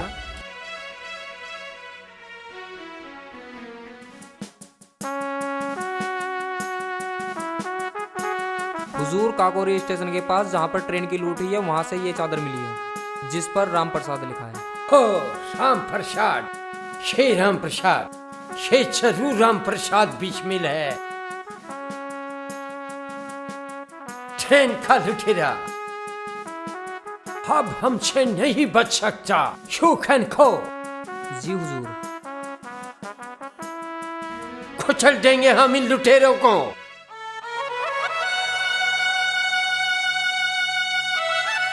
अरे ये क्या कर रही है? किसने सिखाया ये लिखना? राम भैया। कौन है ये राम भैया? राम प्रसाद बिस्मिल भैया। अच्छा, वही लुटेरा जिसने ट्रेन लूटी थी। लुटेरा कहीं का। मौसी क्या कर रही हो?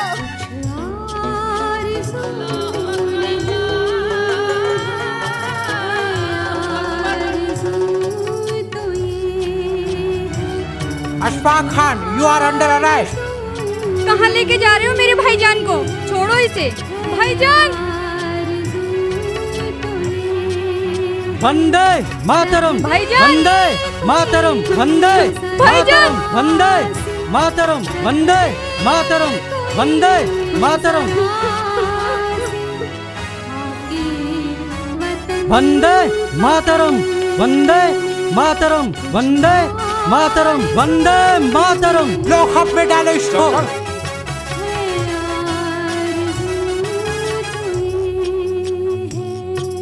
मौत और जिंदगी है दुनिया का एक तमाशा।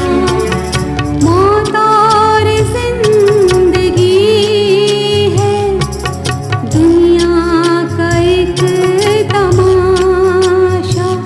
फरमान कृष्ण का था अर्जुन को बीच रण में।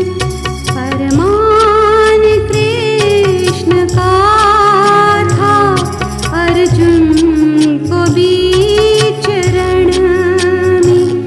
रख दे कोई जरा सी, रख दे कोई जरा सी खाके वतन कफन में।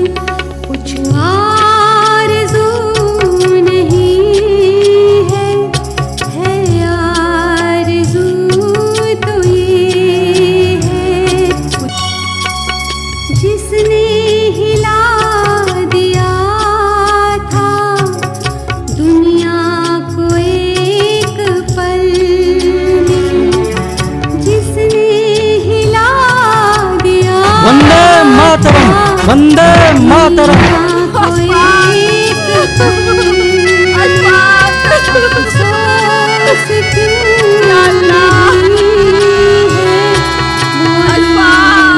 वंदे मातरम, वंदे मातरम।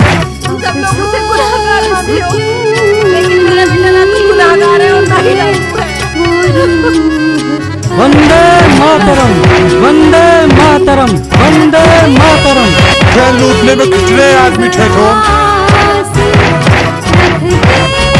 कोई जरा सी खाके वतन कफन में। कुछ आरज़ू नहीं है आरज़ू तो ये है।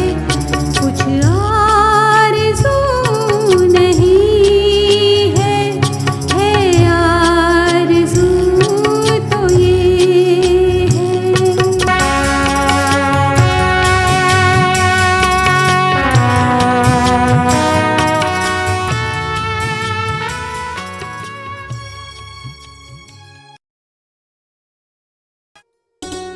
राम भैया खाना खा लो।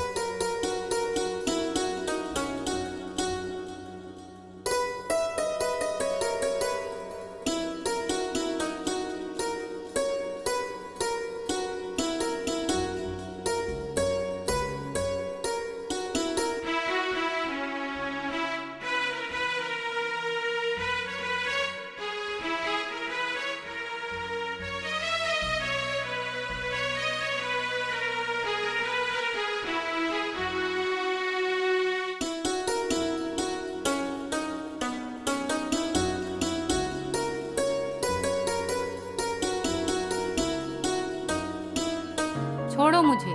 क्यों? तुम्हें नहीं छुआ क्या पड़ोसन को छुआ या बाहर वाली को छुआ? तुम मेरी बीवी नहीं हो क्या? बीबी बहुत समझते हो। घर में अन्न का एक दाना नहीं और उस मुस्टंडे को लाकर मेरी छाती पे बिठा दिया। अतिथि देव भव। अतिथि देव भव? तुम्हें पता है आज का खाना मैंने कैसे बनाया है? कैसे? अपना मंगलसूत्र बेचकर। आज अपना मंगलसूत्र बेचा है, कल क्या मुझे बेचोगे? इस वेद वाक्य को क्यों भूल रही हो भाग्यवान? अरे हम तो रघुवंशी हैं, अपने प्राण देकर भी अतिथियों का सत्कार करते हैं। तो क्या मेरे प्राण लोगे, मेरी जान लोगे? अरे जान, तुम तो मेरी जान हो, गुलाब की कली हो। तुम कहो तो मैं दूसरी ले आऊं? अशफाक।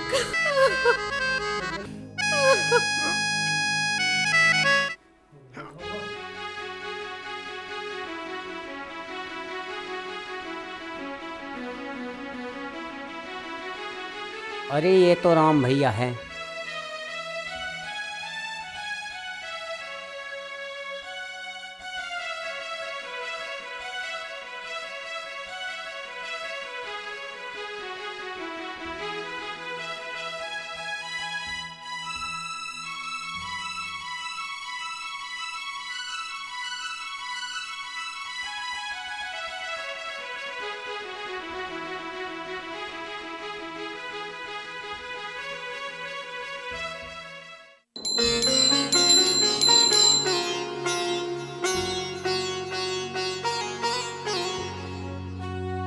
प्रकाशबान जी,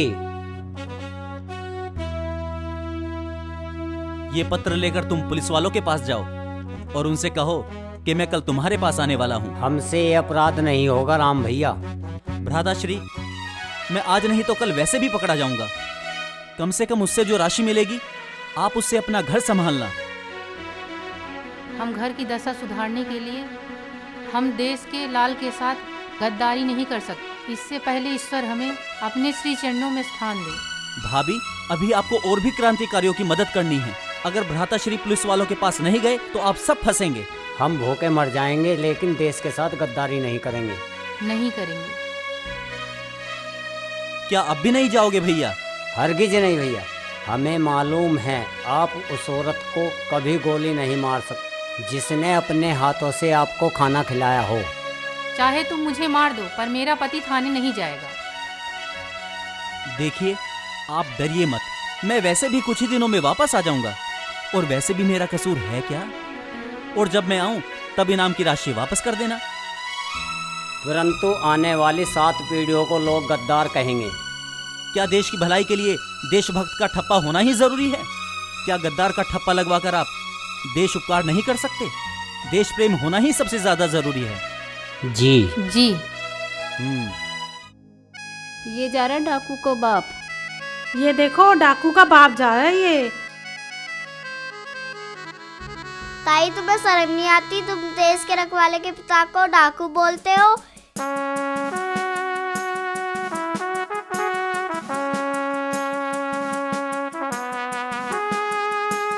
क्या बात है? आने दो। चिट्ठी देनी है साहब को। लो सरकार।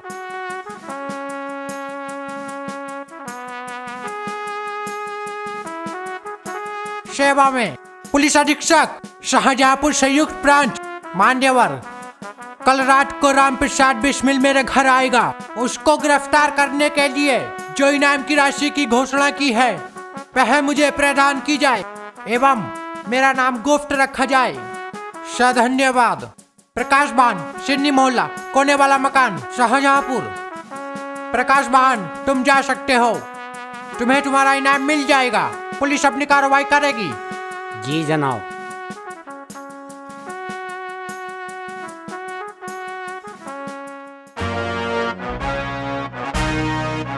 Bismil, you are under arrest. हथकड़ी लगाओ इसको। जी।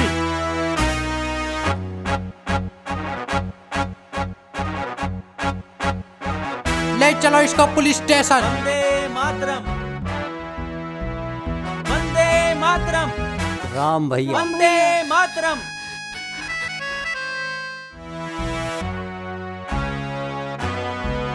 वंदे मातरम, वंदे मातरम, वंदे मातरम। लॉकअप में डालो इसको।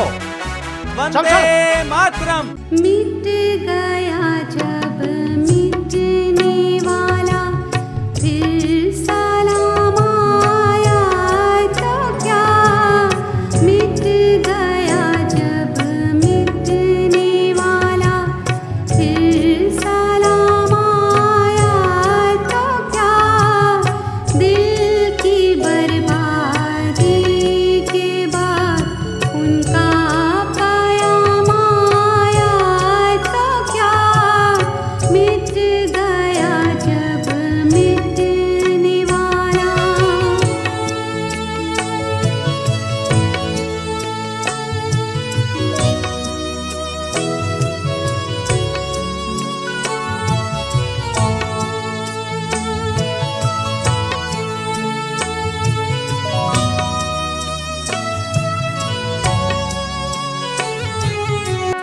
नमस्ते नेहरू जी। नमस्ते पंडित जी। मैंने आपको पहचाना नहीं, परंतु दरबान ने बताया था किसी आवश्यक कार्य से आप आए हैं। जी, मैं राम प्रसाद बिस्मिल का पिता हूँ। कौन राम प्रसाद बिस्मिल? वो राम प्रसाद बिस्मिल। अच्छा अच्छा, याद आया। अखबार में पढ़ा था उसके डकैती के बारे में। बच्चा है, गलती हो गई उससे। इकलौता पुत्र है हमारा। इकलौता होने का मतलब ये तो नहीं कि गुंडागर्दी करते फिरे? बहुत समझाया उसे, पर सोमानंद ने उसे बहका दिया। हम तो गांधी जी के पास भी गए थे। उन्होंने कहा कि बस आप ही बचा सकते हैं।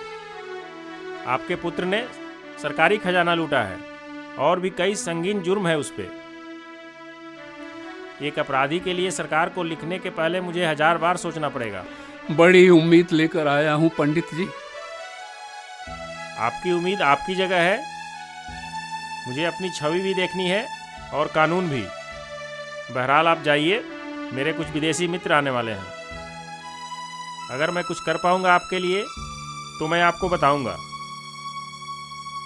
अच्छा पंडित जी।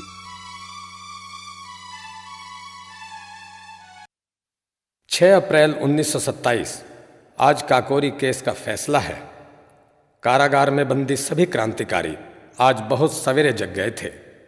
आज के बाद इन दीवानों के रास्ते अलग होने वाले थे। ब्रिटिश साम्राज्य कुछ को फांसी, कुछ को काला पानी की लंबी सजाएं देकर अपने ऊपर आए खतरों को टालना चाहता था। फैसला सुनने के लिए क्रांतिकारी अदालत पहुंचे। देशवासियों में रोज की तरह का जोश, वंदे मातरम और प्रजातंत्र की जय का गगनभेदी नाद। अंग्रेज जज हैमिल्टन ने राम प्रसाद बिस्मिल, अशफाक उल्लाह खां, ठाकुर रोशन सिंह, राजेंद्र लहड़ी को फांसी, 5 को आजीवन कारावास, 2 को 10-10 साल, 4 को 5-5 साल तथा एक क्रांतिकारी को 4 साल काला पानी की सजा सुनाकर अलग अलग जेलों में भेज दिया।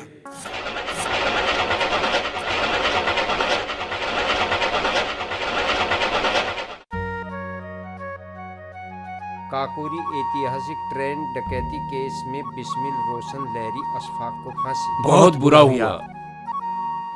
पंडित जी। आजाद जी, जिस विषय में आप बात करने आए हैं उस विषय में बात करने के लिए बिस्मिल के पिता भी आए थे। तो क्या राय बनाई है आपने? इसमें मेरी या आपकी राय काम नहीं करेगी। कानून को अपना काम करने दो। कानून की नज़र में तो हम सब बहुत बड़े गुनहगार हैं। तब तो कानून उसी लिहाज से काम करेगा। लेकिन यह गलत है। हम सब देश की आज़ादी के लिए ही लड़ाई लड़ रहे हैं। आपका रास्ता गैर कानूनी है। देश की रक्षा के लिए जो भी रास्ता है वो सब ठीक है। ये आपका दृष्टि हो सकता है, परंतु कानून के दृष्टि में ये अपराध है। लेकिन पंडित जी। देखो आजाद, हम लोग काफ़ी सारी बात कर लिए हैं। किसी दिन हम बाहर मिलते हैं, हम वहीं बात करेंगे। अगर आपको यहाँ किसी अंग्रेज अफसर ने देख लिया तो? ठीक है नेहरू जी, मैं समझ गया। बहुत बहुत धन्यवाद आपका।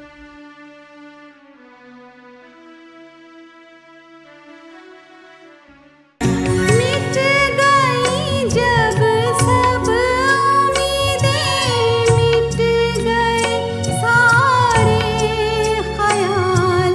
मिट गई जब सब उम्मीदें, मिट गए सारे ख्याल।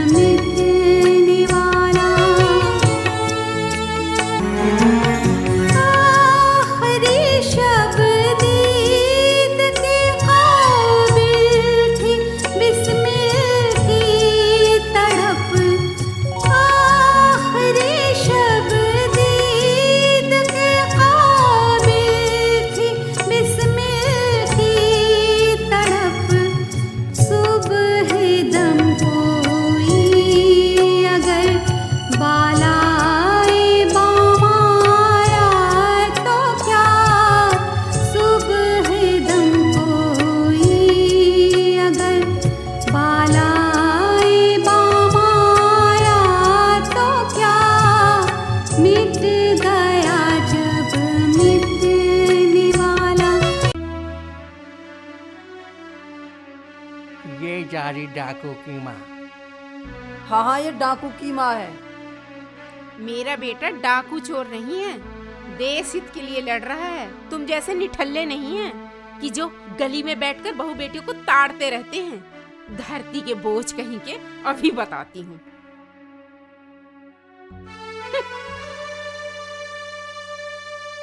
तुम्हें शर्म नहीं आती? तुम देश के रखवाले की माँ को ताड़ते हो। ऐसे लोगों को तो पानी में डूब के मर जाना चाहिए। ठीक कह रही है बेटी, ठीक कह रही है तू। सही कह रही। यू गद्दार है जो बुग्गी पे बैठा है। लाला जी, क्या आप ये सब उचित मानते हैं? अपने बच्चों को बचाना भला अनुचित कैसे हो सकता है? जो नियम कानून को तोड़ के सरकार को लूटते हैं, सरकारी कर्मचारियों की हत्या करते हैं, उनका बचाव हम कैसे कर सकते हैं? उनको बचाना कोई बुराई भी नहीं है। लाला जी, अगर हम ऐसे अपराधियों का बचाव करेंगे, कल अपनी सरकार बनने पर किस मुंह से अपराधियों को सजा देंगे? तो क्या आप वर्तमान की बलि पर भविष्य की इमारत खड़ी करना चाहते हैं? लाला जी, मैं कानून के साथ हूँ। ठीक है पंडित जी, हम वर्तमान बचाने का प्रयास करते हैं, आप भविष्य बचाइए। तुम रो मत माँ, वरना लोग क्या कहेंगे कि बिस्मिल की माँ फांसी की सजा सुनकर रो पड़ी थी। तेरे जैसे लाल को पाकर आज मेरा जीवन सार्थक हो गया। मैं तेरे इस बलिदान से बहुत खुश हूँ, बहुत खुश हूँ। ये तो खुशी के आंसू हैं। मैं तो ये सोचकर रो रही हूँ कि ये बलिदान होने का मुझे अवसर क्यों नहीं मिला। मैं बहुत खुश हूँ। मैं एक शहीद की बहन हूँ। आज तुम मेरे करतार भैया जैसे लग क्या रहे तुम हो। करतार सिंह सरावा की बहन हो? हाँ। और हमें तो जिंदगी भर पता ही नहीं चला। हम तो तुम्हें अनाथ और पागल ही समझते रहे। काश एक बार करतार सिंह सरावा के दर्शन हो जाते इस जीवन में। अभी मैं तुम्हें अपने भैया के दर्शन करवा देती हूँ। उन्होंने देश की आज़ादी के लिए अपने प्राणों की आहुति दे दी। ये उनकी चिता की राख नहीं, ये उनके साक्षात दर्शन है।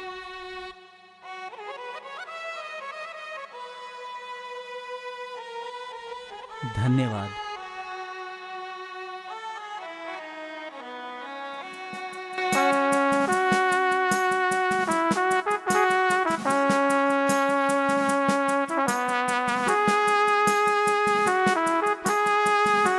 राम प्रसाद बिस्मिल, किताब पढ़ना बंद करो। तुम्हारा फांसी का समय हो चुका है। तुम्हारी आखिरी इच्छा क्या है? मेरी आखिरी इच्छा ब्रिटिश साम्राज्य का सर्वनाश और एक हवन। चलो। वंदे मातरम, वंदे मातरम। ओम विश्वानि देव सवितर्दुरितानि परासुव यद्भद्रं तन्ने आसुव। ओम भूर्भुवः स्वः तत्सवितुर्वरेण्यं भर्गो देवस्य धीमहि धियो यो नः प्रचोदयात्।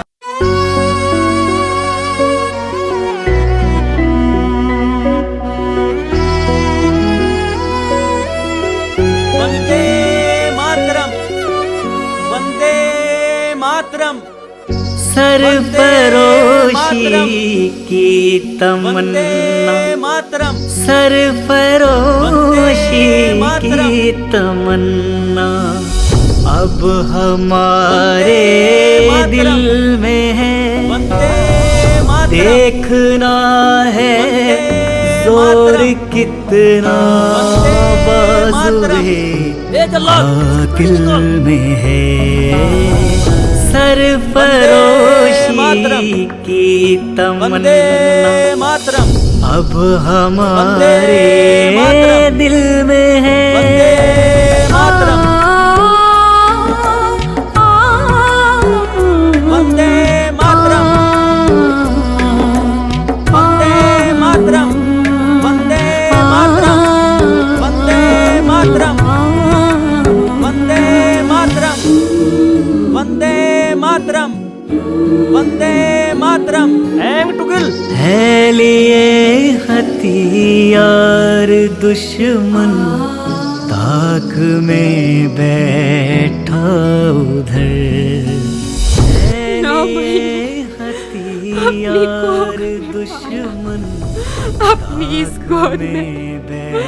इन हाथों से अपने बेटे को बड़ा किया और हम तैयार आज पूरी आंखों के सामने अपने बेटे का मारा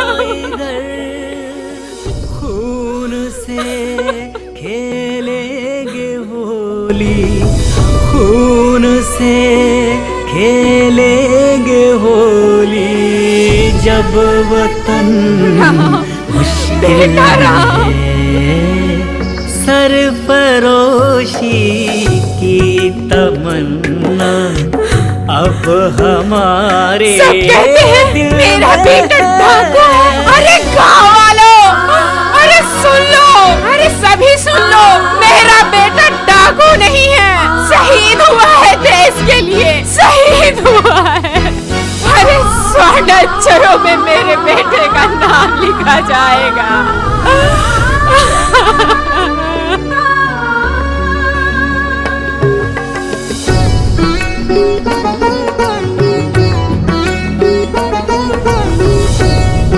मेरा बेटा शहीद हुआ है, शहीद हुआ है, डाकू नहीं है मेरा बेटा, शहीद हुआ है।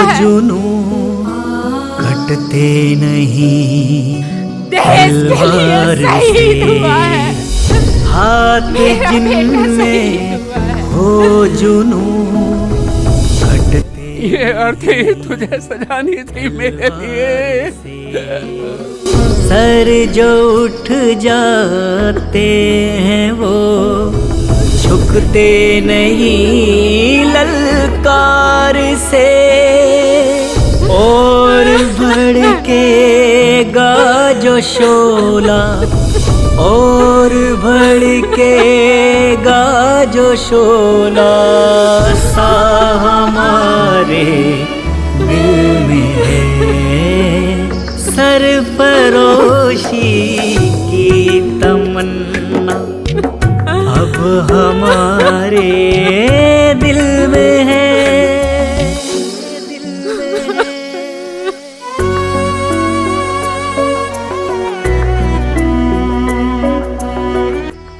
ब्रिटिश हुकूमत ने बहुत बड़ी गलती की है और इसकी उन्हें बहुत भारी कीमत चुकानी होगी। हमें सौगंध है इस मिट्टी की। घर से निकले ही थे जब तक जान में जान है हम बिस्मिल्लाह के मिशन के मशाल को बुझने नहीं देंगे। घर से वंदे मातरम, वंदे मातरम, वंदे मातरम, इंकलाब जिंदाबाद, इंकलाब जिंदाबाद। चाहते ली पर लिए लो बढ़ चले हैं ये कदम, जिंदगी तो अपनी मेहमा, जिंदगी तो अपनी मेहमा, मौत की महफिल में है, सरफरोशी की तमन्ना, सरफरोशी की तमन्ना अब हमारे दिल में है। देखना है जोर कितना बाजुए कातिल में है, सरफरोशी की तमन्ना अब हमारे दिल में है।